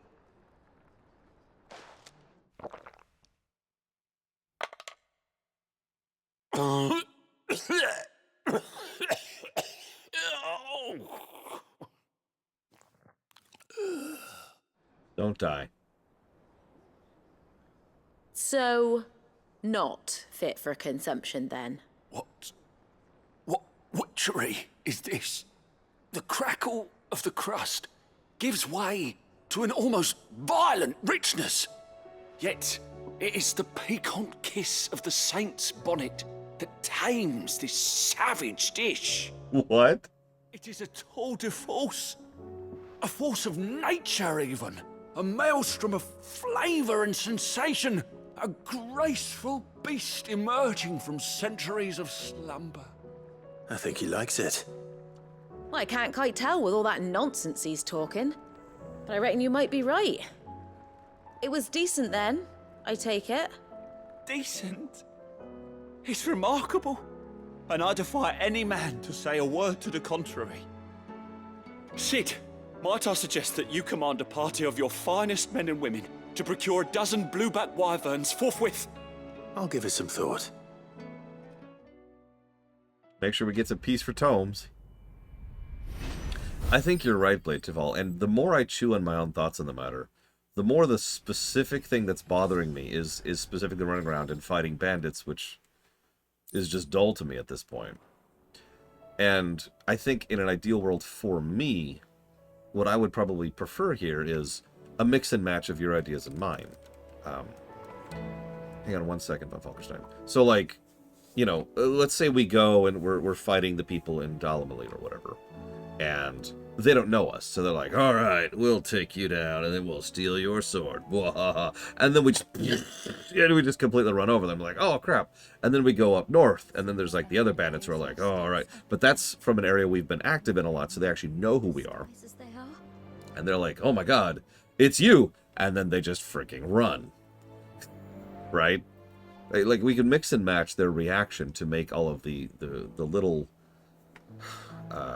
the lower tier problems here feel more low tier and more or less keep the narrative intact, not even really change the narrative overall. Something like that. So I'm not sure I think it warrants a negative to just not show the seals, but I have to admit, I feel like it's more an absence of a positive, because I feel like that kind of attention to detail of having the sash or whatever with all the seals we gather would have been the kind of attention to detail I would probably give a positive for.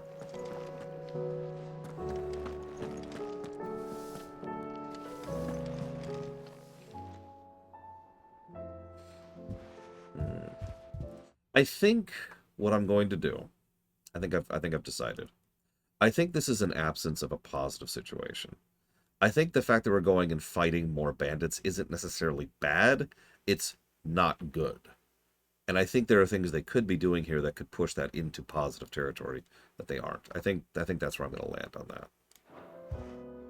Nothing like a dish of cold vengeance to foul the gut. I'm sorry, Nan. I didn't mean to make things worse. I just thought I had to protect you. Like you've protected me. Aye, well, someone had to. Your parents certainly didn't give a whit for your well-being. Reckon the both of us would be worse off if I'd not taken you on. You've always been me right eye, Goots. And I'd have you stay that way. So don't you dare go looking for trouble again. Well, I will. If you ever need help, I'll do it again and again, and you can't stop me. Why, you big lump. Fine. Play the hero if it makes you happy. Thanks, Nan. I won't let you down.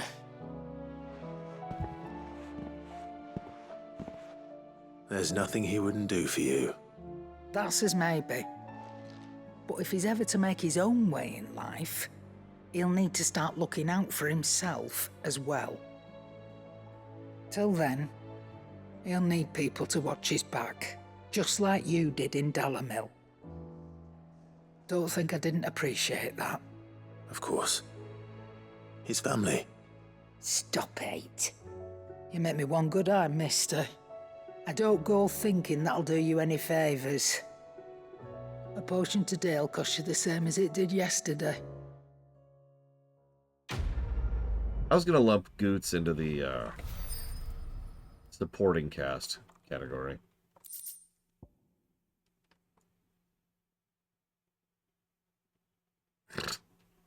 So you can read.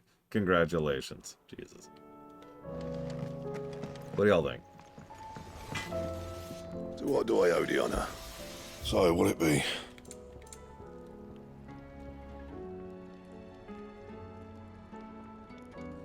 Ah. I happen to know where I get the orichalcum. It's from the boss we didn't do in the hunts. Interesting.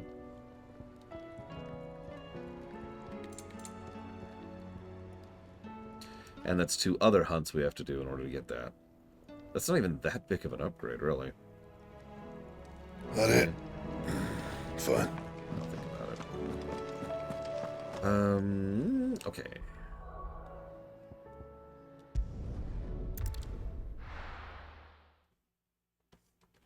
I mean, the supporting cast has been pretty legit this whole game.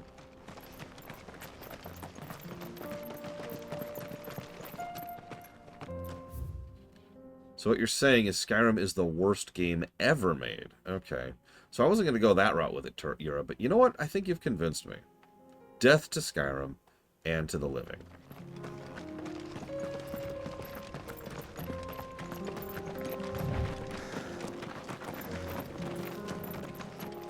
No, if I'm being honest, I have no idea how well Skyrim will review. I think it might actually be one of those weird cases where it reviews better and worse than some people are going to be thinking. You know, different groups of people. Because Skyrim has some problems, but it also does a lot very right. So I don't know. We'll see. I'm looking forward to that someday. Not anytime soon, please. Please let me get caught up on the queue, please. Ruins to cross the ravine. Please. Assuming they would allow it, the Echoes have a will of their own.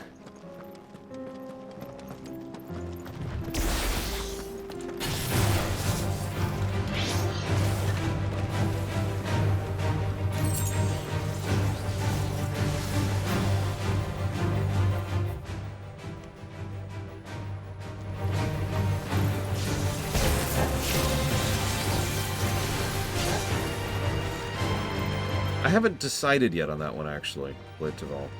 I think the negative that we ended up giving for her misuse in the plot might qualify as a character negative. And that might be it. But it's the same general negative that pretty much all the villains have gotten. They just don't use her that well, I think. She's strong-willed, loyal, and deadly with a blade. Much like Clive, but with better manners.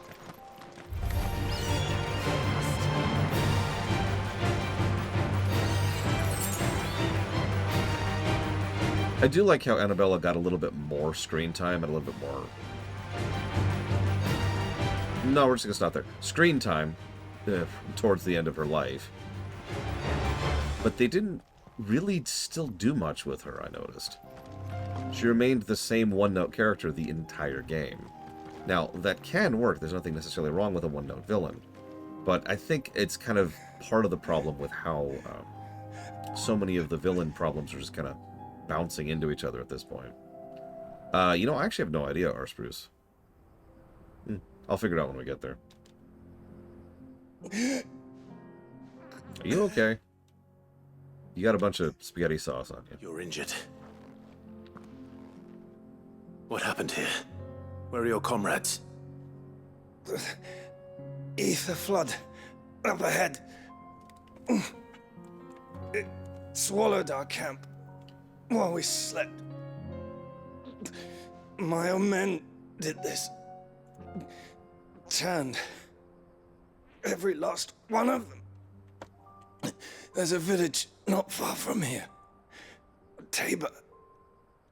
The people were kind to us.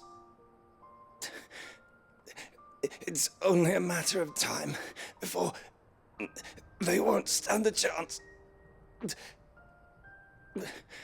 We can't let those monsters reach the...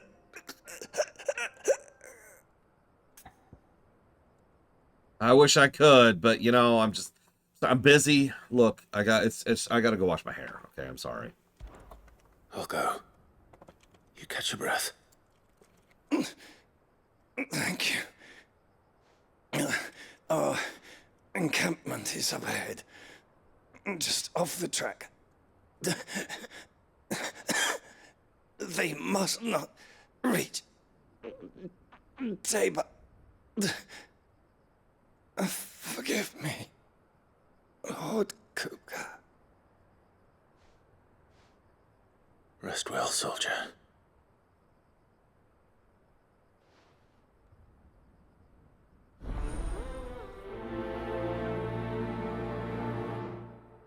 Way too much, Blade Duvall.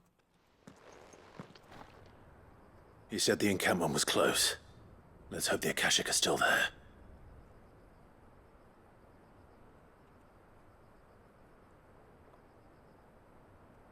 Yep, he works for Kupka. Alright, he's dead. Cool, we did it. However, I actually am joking. I wouldn't do that. First of all, I wouldn't leave anybody to the Akashic. And second of all... The ether flood. They're everywhere now. That. We can't go around it. Then we'll just have to be careful. Good. I got here in time.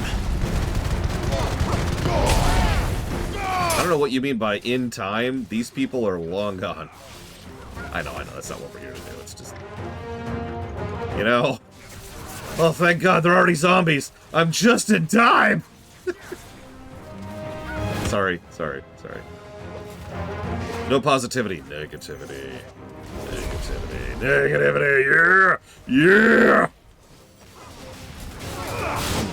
So, as I was trying to say.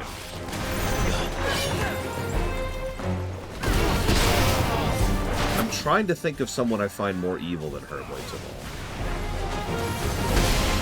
all. Oh, thank God they haven't developed into super zombies! Okay, I can think of one group of people who are more evil than her, and I think that's it. She's really, really, really, really horrible.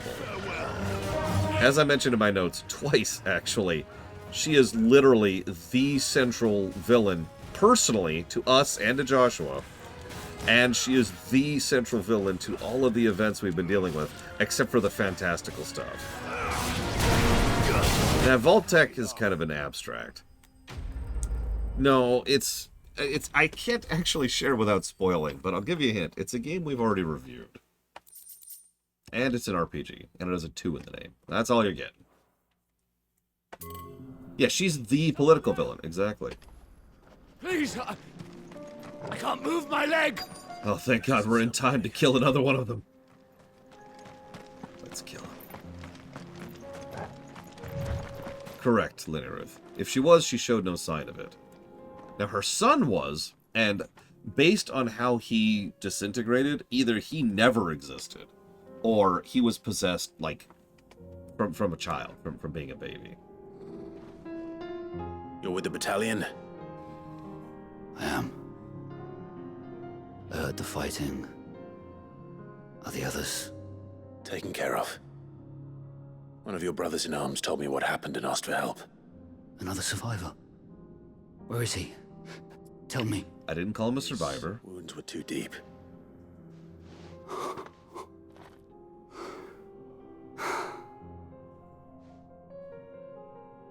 He was right to send you. Those things you slew are no longer my brothers. Tabor is safe thanks to you. Here, you've earned it. You're welcome.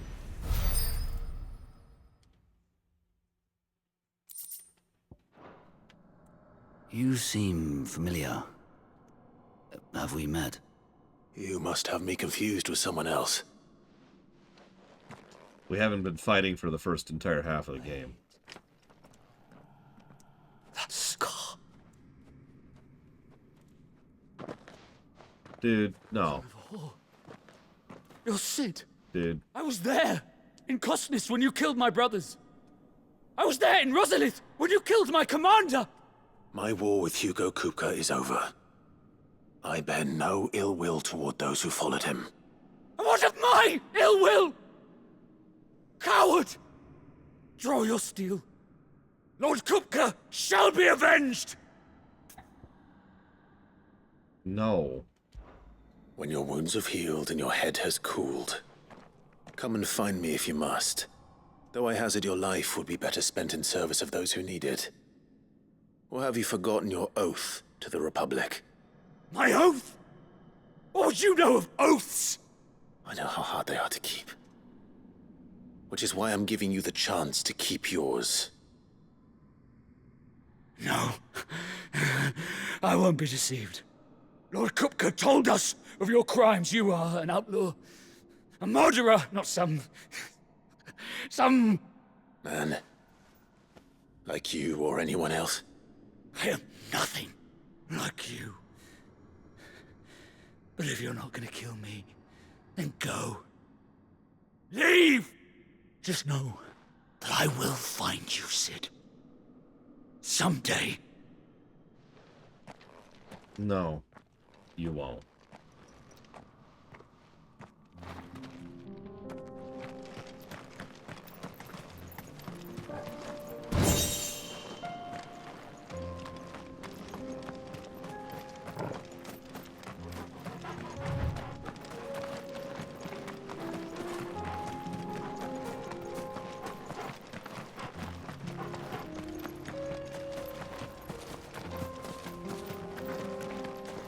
I was actually worried it was going to force me to kill him, to be honest with you.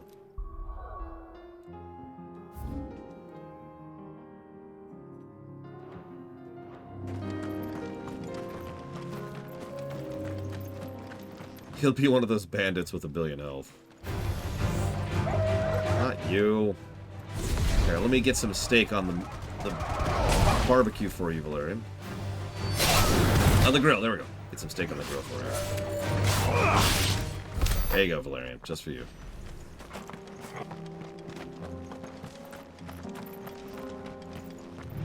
That was the I'm tired of this combat ability. We're nearly there. I'm joking. It only works on trash. There are a few places I haven't. But it does sweep trash pretty well. Where now, Joshua? There is a residence just inside the city gates. She awaits us within. Here, take a look at my wares. A fine choice. Anything else? Yeah, I think I will. Sorry.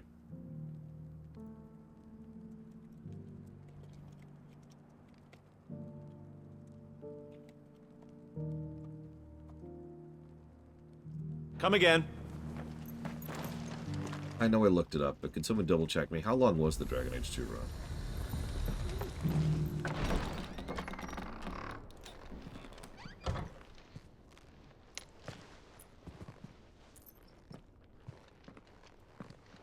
Well, first he's gonna go back in time, hardboiled one. He's gonna start calling himself Ultima.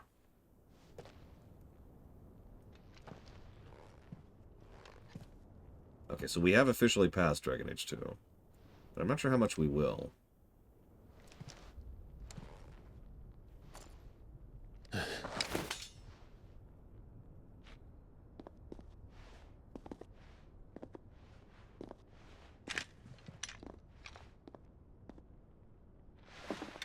My Lord Marquis, it is an honor. And then she stabs him. I am Yote, Knight of the Undying, charged with the protection of His Grace Joshua Rosfield, Keeper of the Flame of the Phoenix. Of course. It all makes sense now. Would you care to elaborate? The Undying are loyal servants to the ducal throne. Please get off your knees. Or more specifically, to its heir. They have served our family for generations, albeit from the shadows. Please get up off your knees. Since their inception, they have been tasked with the preservation and enactment of the rites of ancestral communion. After the events at Phoenix Gate, it was the Undying who delivered me to safety. And since the day I left Rosaria, Yote has been my constant companion and protector. Without her sword, I would not have survived my journey across the realm. Stop bowing! Thank you! Thank you! Jesus! You saved my brother. Yeah, I guess she just got a really big donation. I but did my duty.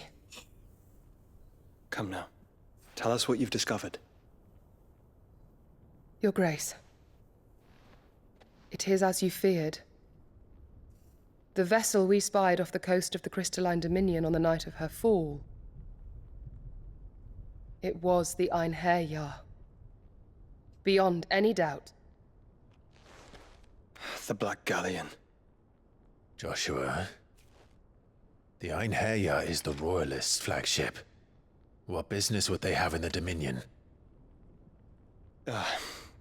Upon learning of Waloed's involvement in recent events at Drake's Fang, I sensed the malign influence of Ultima, and bid Yote and the Undying look into the matter. We have reason to believe that the Black Galleon weighed anchor shortly after the fighting began, and set a course due south. For Canva.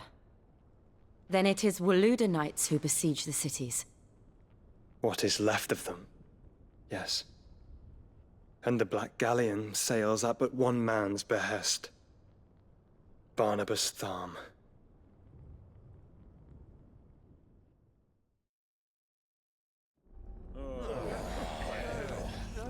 Meanwhile...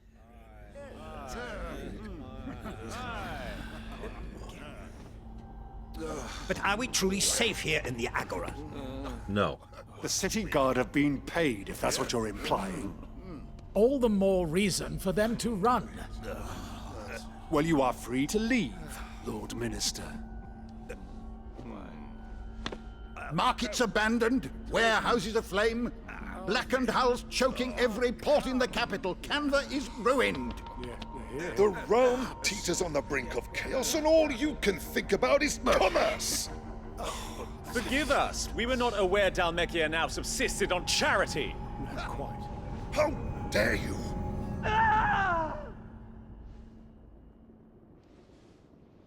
Sephiroth walks in. Distinguished members of the Council, you must forgive His Majesty this intrusion. What is the meaning of this? A trifle crowded, but I fear it will have to serve, my liege. Very well. What's his name? Do you not see? The king! He has come to save us from the Akashic!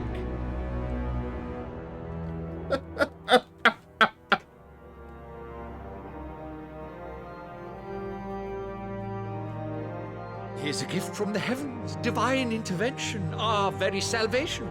And of course, if it is compensation he requires, we would be most willing to negotiate a fair price for services rendered. Oh my god. Okay, hang on. Real quick. Harbard. Okay.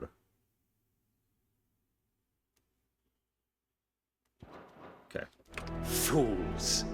Your ignorance unbecomes you. Your Majesty, correct me if I'm wrong, but I would swear that the fiends washing the cobbles of Canva with the blood of her citizens wear the colors of Waloed. Ha! So you do not deny it.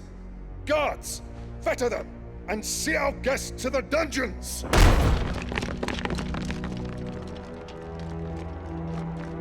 Enough.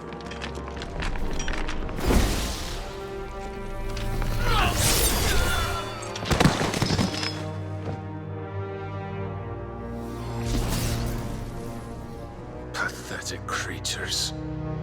I'm going to see my mother. Oh my god, it is Sephiroth. Except less interesting. You should imagine yourselves worthy of salvation. And less sexy. The girl is still here, somewhere in the city. Her consciousness fair dripping with her late father's hubris. A consciousness to which Mythos is inextricably bound and inexorably drawn. See that he is made welcome. Yes, Your Majesty. So, I want to check your all's thoughts on this. I'm still leaning towards a negative for Barnabas. But surely the prince's light cannot have sated you. I'm leaning towards a positive for Harbard.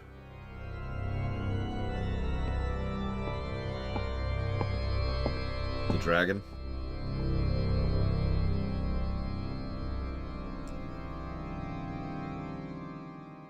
We do seem to keep villain hopping. You notice that? Alright, now we're fighting Benedicta. Okay, now we're fighting Hugo. Okay, now we're fighting Annabella. Okay, now we're fighting Barnabas. How long has Waloed been under Ultima's control? How long indeed? And then last one will be Ultima. Of Barnabas's actions, I would guess some few years, mayhap more. But to what end? What does Ultima want?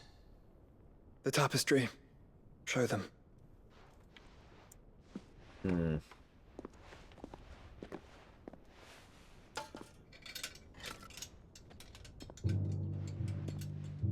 Yeah, I won't commit to that yet.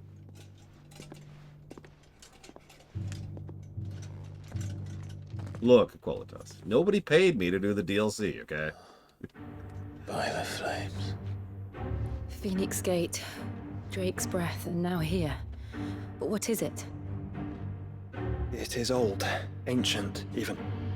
Naught remains of the faith it represents, save what can be gleaned from the image itself. None could tell me what the one in the apothecary meant, even the Undying. But I believe it may be the key to discerning Ultima's purpose. That figure in the center, the one beneath whom the icons congregate, that I believe to be Ultima. He is a god, or at least godlike. His very existence beyond our ken.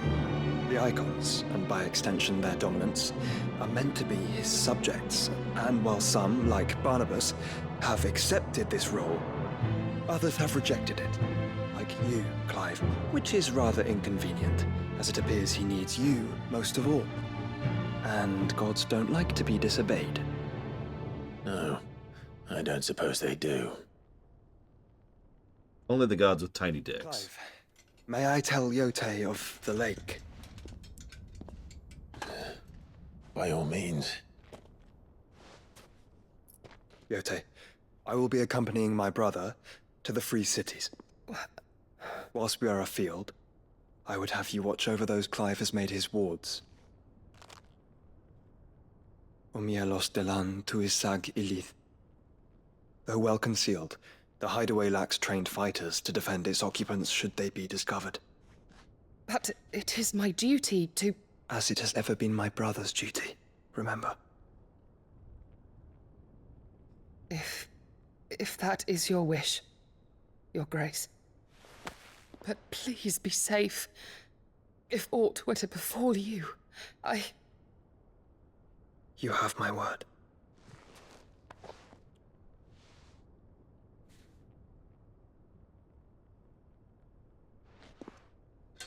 Okay, I already like these two as a couple more than Clive and Chell. What's her name? Yote? Farewell, my lord, my lady. We are in your debt, Yote.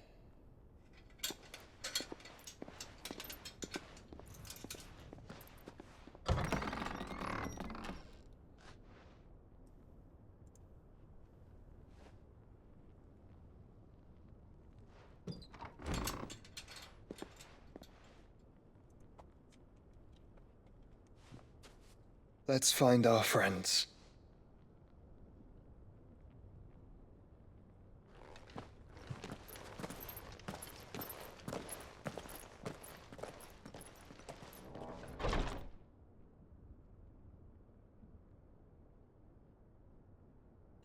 I was mostly just commenting on how much they're able to do with how few scenes Yote and Joshua have had. It's really weird. This game loves to meander, Cares for you very deeply. but then it also knows how to be very efficient and get across a lot of good characterization in a very small number of scenes. Dion himself is an excellent example of that. He has had very few minutes in terms of cutscenes, and yet Dion is a fairly well fleshed out character despite that. Just the two? Okay. And I her, which is why I had to let her go.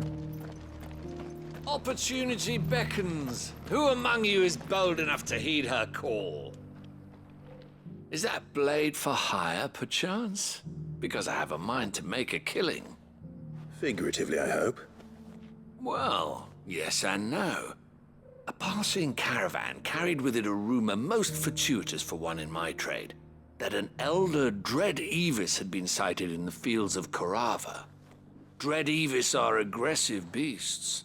Compelled as they are to acts of violence, few survive to maturity, but those that do develop a hide of phenomenal value. A hide you want to sell? Eventually, yes. Though I would have it tanned first that it might be crafted into marvels the likes of which the world has never seen. Dread evis skin is a rare thing indeed. But the worked hide of a well-aged beast, now that would fetch such coin that Gilbert himself might weep with envy. Bring me that beast's skin, and I will share with you the bounty of our combined labors.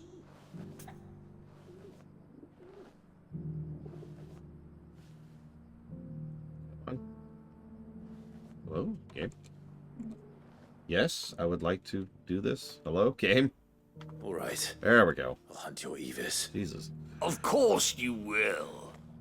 When one lives in such troubled times, it is a fool who lets opportunity slip his grasp.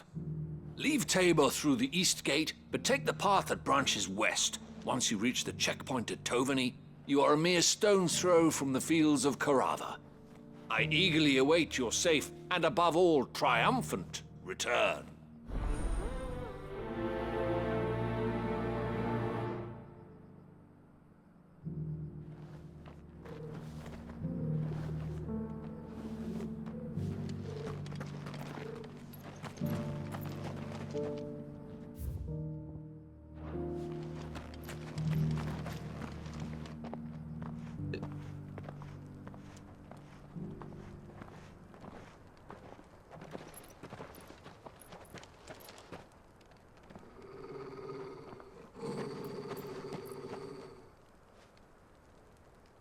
Cyril. How fares the search? Well, Your Grace, my report shall be with you ere long. Ah, yes. Yotei is otherwise engaged, at my behest. And the duty of wardenship? Fulfilled. For as you see, I've been reunited with my first shield. I am Cyril, Knight of the Undying and bearer of the Burning Quill, charged with chronicling the mortal deeds of His Grace, Joshua Rosfield, Keeper of the Flame of the Phoenix, and rightful Archduke of Rosaria. I entrusted Cyril here with overseeing the investigation into Ultima's origins. Findings from his brothers and sisters afield are delivered here to be collated and catalogued. Just how many Undying are there? Not nearly enough, milady. Yet we are glad to give our all in service to the Phoenix. Such is, and has ever been, our creed. You'll excuse me, I'm going to get a bowl of cereal. I see. You have your associates, I have mine. But you may now think of them as ours. That won't be a problem, will it? The Phoenix is our sun, and we but the shadows that quicken in his radiance. It is from the darkness that we serve, both him and now you. Please sound slightly less creepy about that. Slightly. Pray accept this token. No, not another seal. Nah! We got a Phoenix down. We're good, guys. We're good. Order will reveal themselves unto you, if there is nothing further. No. You are dismissed. Your Grace.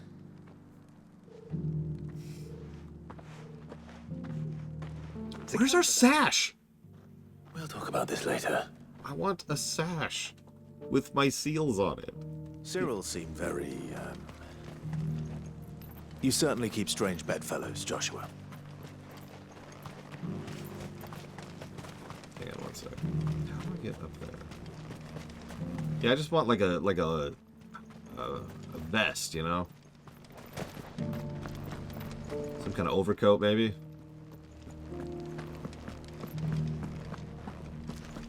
Like someone sees... The scraps you're after. And just once, I want there to be a scene where a character is looking at us, and they're like, "How dare you!" Wait, hang on, and they like squint at all our seals, like, I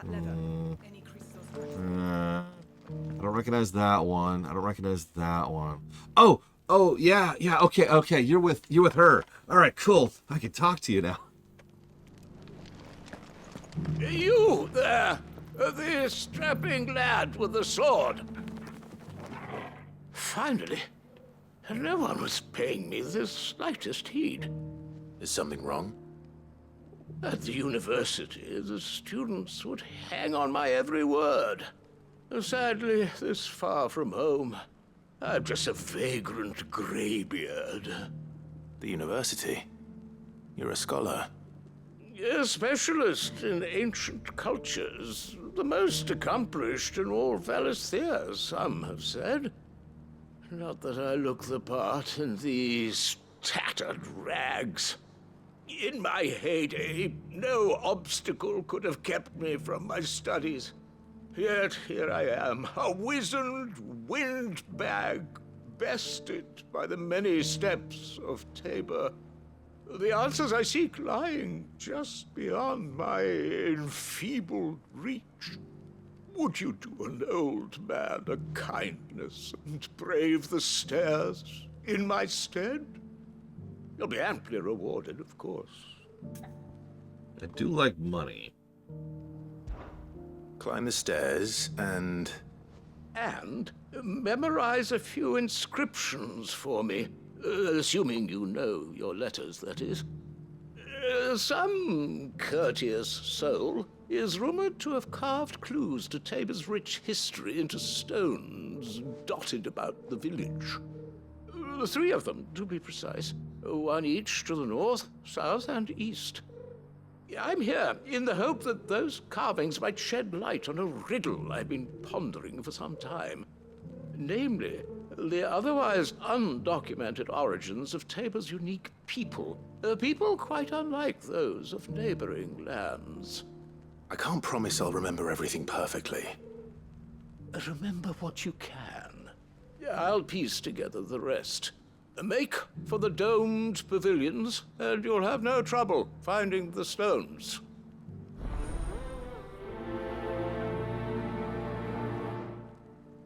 I almost feel like the badge or the seal system was a gameplay mechanic they abandoned, but then for whatever reason couldn't actually bring themselves to remove from the game, either because it would just take too much time to remove it and the flags were already there or something. So instead they just became, you know, indicators that you are progressing through the plot, right? Script flags. Black, the better way to put that.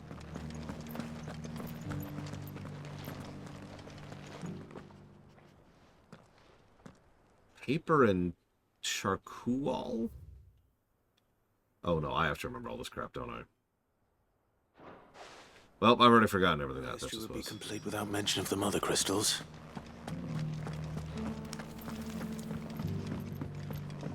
So it's these stones to canva, and the rest of the boxes... Yeah, that's what I'm thinking, Blantival.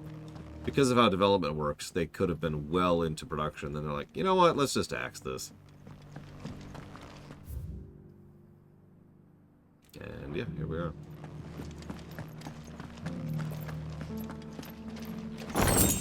I mean, if there's one thing I can definitively say about Yoshi P in terms of his quality as a director and a producer, it's that he knows how to manage a I project. want the sky go back to how it was. I don't like it. It's probably one of the reasons this game is as good as it is, despite its, honestly, many issues. Because he probably saw what could happen and what should happen, and did what he had to make sure the project actually was finished. Not a scratch on them. Have you noticed the Elder has been coughing less? That's true, Blantival.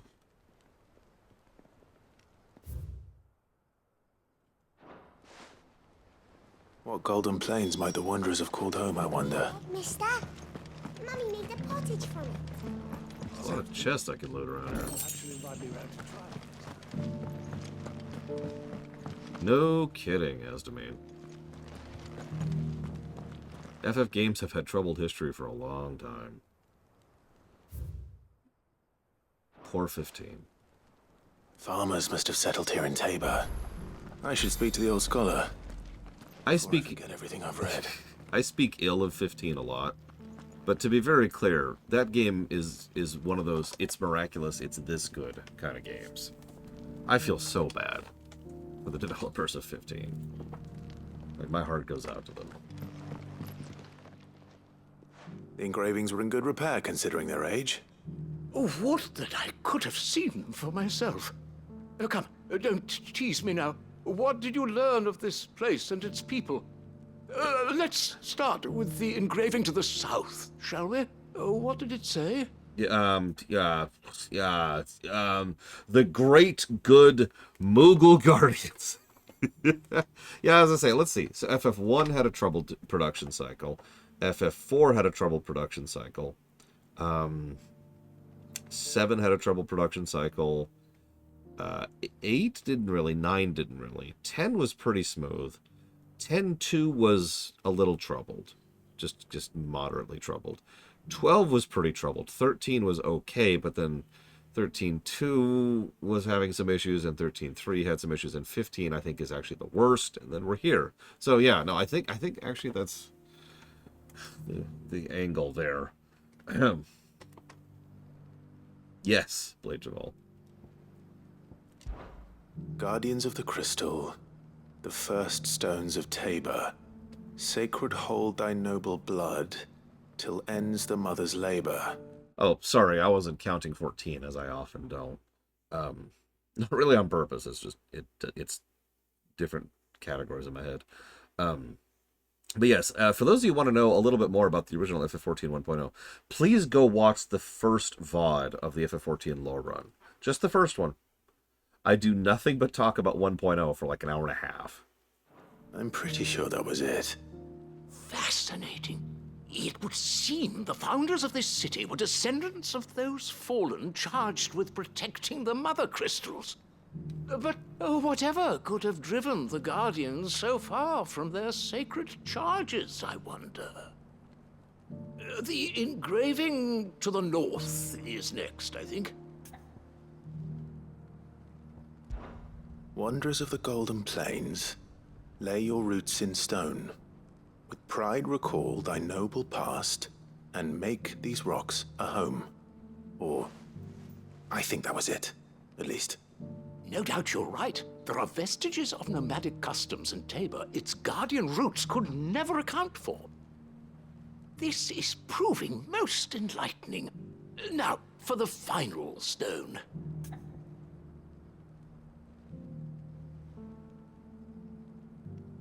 Oh, God. Those are too similar. That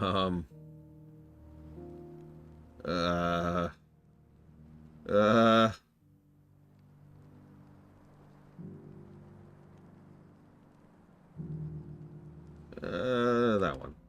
Children of the hunters, now tillers of the land, reap her promised blessing and give praise her gracious hand. That's all three. And so, we add primitive farmers to Tabor's founding peoples, the final piece of the puzzle. 3 engravings, one for each of the 3 peoples to have settled Tabor in ancient times. Guardians of the Mother Crystal, wanderers from across the plains, and last but certainly not least, hunters turned farmers. Little wonder it was so difficult to trace the roots of Tabor's culture. Those roots reach down through 3 distinct traditions.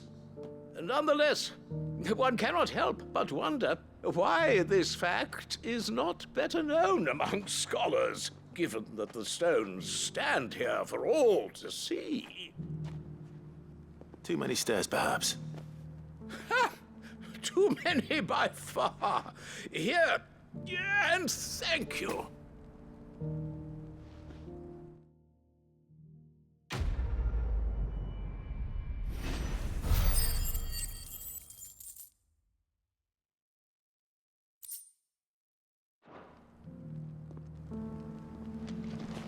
Yeah, I think that was the right one too. Yay.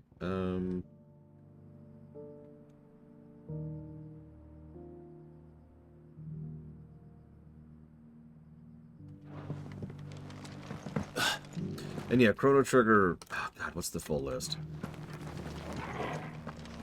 Chrono Trigger, Final Fantasy VI, Final Fantasy VII, Xenogears, Parasite Eve, Secret of Mana. Careful how you pack that leather. I think I'm missing one.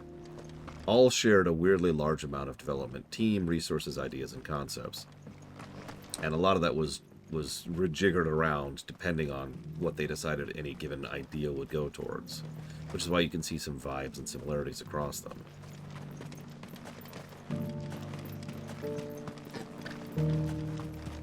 The free cities under siege. It's actually a really fascinating era in Square's history. They really had a lot of talented people. Sure this is the right way, brother? Yes, Joshua. It's a fascinating part of Square's history because they had a whole lot of talented people who were effectively riding a high. After FF6, they were kind of just... Well, actually, honestly, after FF5, but after FF6, they had pretty much made it. Square had put themselves on the map. They had money, they had resources, they had talented people. They had chocobos, but chocobos would just take time, and nobody likes time. So, they just kind of did whatever the hell they wanted to, and we got a whole lot of interesting stuff in that era as a consequence of it. I will freely admit I'm not a huge fan of some of that stuff, but like it's still fascinating how much variety we got there, right? Alright, this one. Let's go. Yeah, that was also when gaming in general was exploding, and games coming out of Japan, and going to Europe, and the United States was getting more and more common. It was a weird era of gaming. 95 to about 2005 was a fascinating era of gaming, and I've studied it more than any other, personally.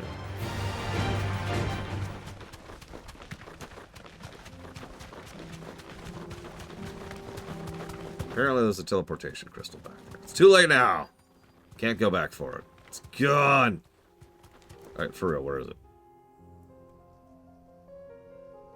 Like up, I guess, maybe? I don't know.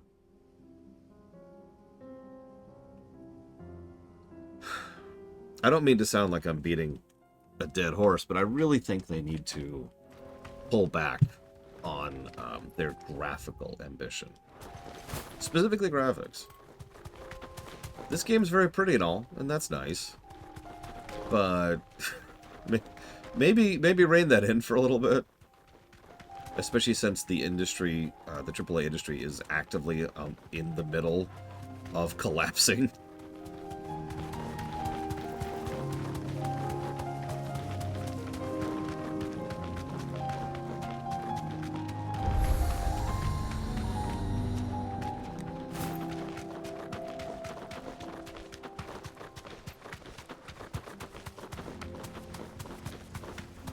Let's see, what came out in 98? Help me out here. I'm not saying they need to go all the way back to sprite work. Lord knows sprite work has its own difficulties and costs. I'm just saying that this is time-consuming and expensive. That ground you're looking at right there, right? This vista, the clouds, the visual effects, the flashiness. This is expensive, and it's time-consuming, and it's getting harder and harder to maintain this kind of thing, you know?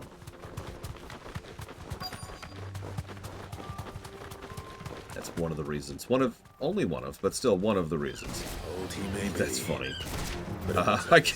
Go Ambrosia. Aw. One of the reasons why the industry is collapsing is because, you know, it's just getting unsustainable.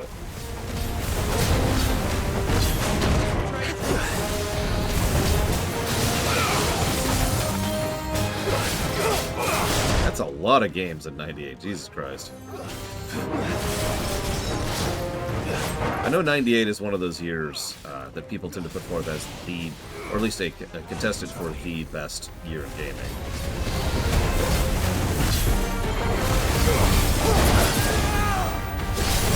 Hard to argue, honestly.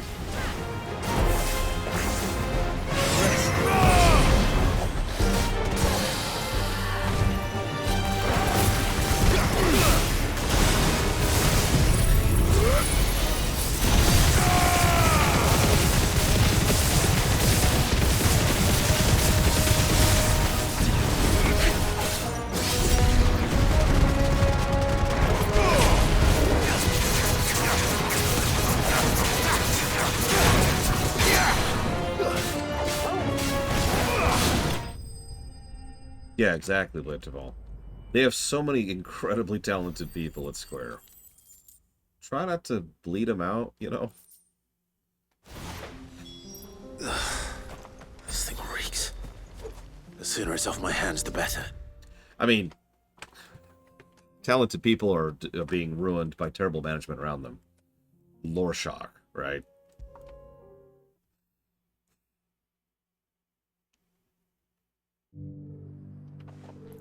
The Bahamut fight. Terrible fight. Terrible fight. 11 pluses to story and 2 pluses to gameplay. Terrible fight. Ugh. Hated it. Although we can now officially say we've been to space, yo. Here's your hide. As requested. I worried you might never return. Quickly, let me see it. It's crazy. You're still coming up with games, Ross.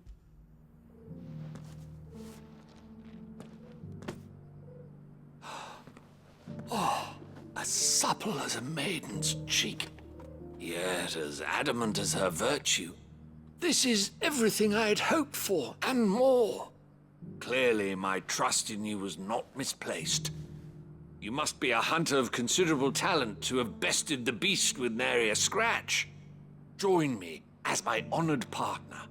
With my means and your might, we shall be as wealthy as the merchant kings of Zemeckis. I don't plan on making a habit of this. I'm busy enough as it is. Very well. Though I believe fate had a hand in our meeting, it would be unbecoming of me to beg. Do not allow me to keep you from being about your business. Here, for the hide.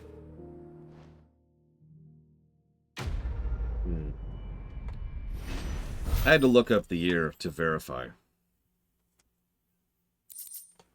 What the? No. But yeah, most people say it's either 98 or 2004 is the best year in gaming. Actually got a list here. So 2004 was Half-Life 2, KOTOR 2, Thief, Deadly Shadows, Unreal Tournament 2004, Grand Theft Auto San Andreas, Paper Mario 2, Metal Gear Solid 3, Prince of Persia Warrior Within, Metroid Zero Mission, Zelda Minish Cap, Pokemon Fire Red and Leaf Green, Pokemon Ruby and Sapphire, Mega Man 03, Final Fantasy Crystal Chronicles, Metroid Prime 2, Splinter Cell, Pandora Tomorrow, Katamari Damacy, Ninja Gaiden, the reboot, Far Cry 1, Halo 2, World of Warcraft, Dragon Quest 8, Counter-Strike Source, Resident Evil Outbreak, Fable 1, Tribe's Vengeance, Tony Hawk's Underground 2, Outrun 2, Jak 3, and Cave Story.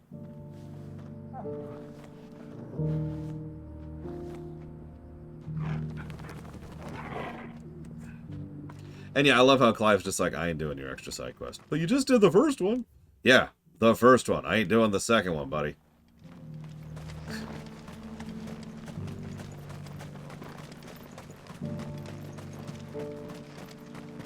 I mean, most people agree 98 is the year. Like, seriously, go Google best year in gaming. You'll get a lot of results that say 98. The free cities under siege? I'd have to think about what my personal best year in gaming is. Not like in terms of industry impact and significance, that really is probably 98. I mean, just like which year has the highest density for games I personally love, you know? I'd have to think about that.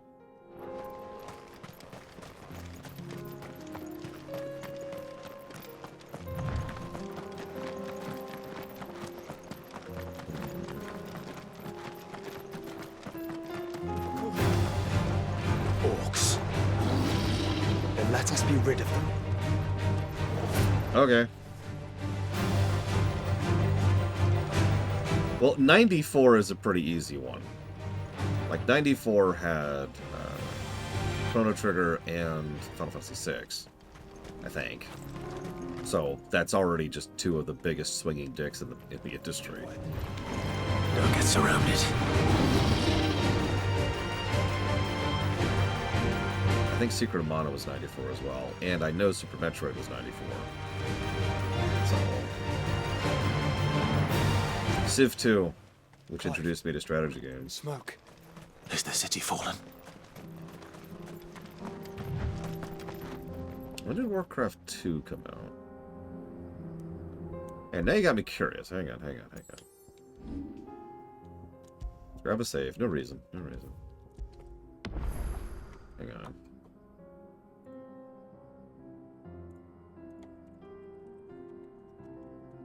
What came out in 94? Let's see. Super Street Fighter 2 Turbo, Super Metroid, Donkey Kong Country, Final Fantasy VI, Doom 2, Tekken, Sonic 3, which a lot of people tell me is the best Sonic game. What else we got here?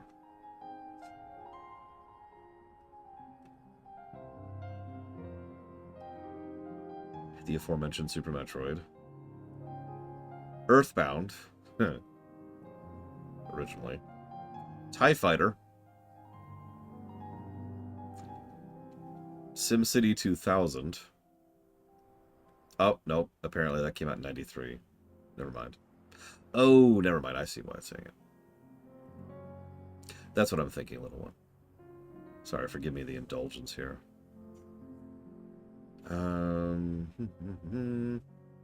Warcraft 1 came out in 94. Terrible game. Wing Commander 3, though. My favorite of the Wing Commander games.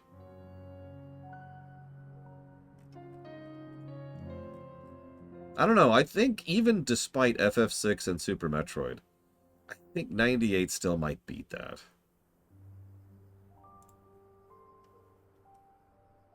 Now, 95 is Dragon Quest VI, Mega Man 7, Yoshi's Island, Donkey Kong Country 2, Chrono Trigger.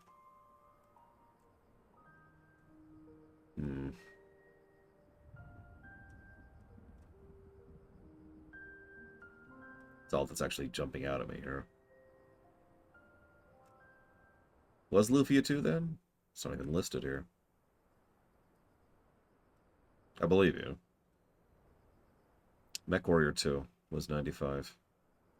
Boy, that was a weird game to jump into. You know, I've never beaten Mech Warrior 2 without cheating. The original, not Mercenaries. I beat Mercenaries without cheating all the time because I love Mercenaries.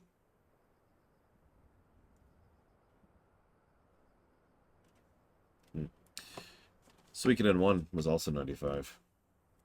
And Warcraft 2. Anyways, sorry. Let's get to the dungeon.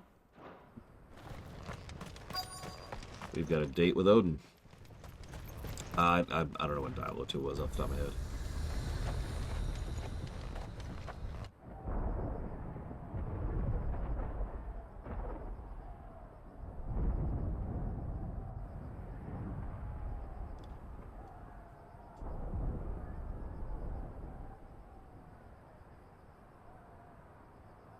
The free men are still holding their own, then. Do we have any idea where Gav and the others might be? There's a warehouse near the docks where we agreed to meet if there was any trouble. We should hurry. Swear to God, game, you kill Gav.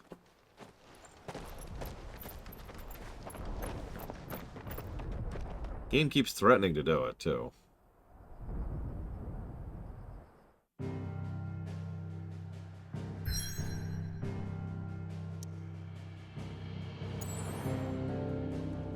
Just this. Oh God, more side quests. Yeah. We'll do that.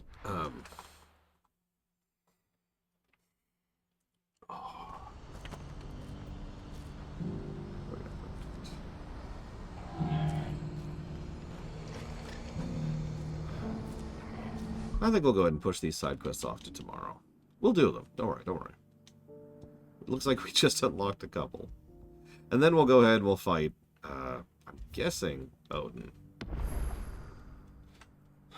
But for now, I'm going to go ahead and chop off. See you guys.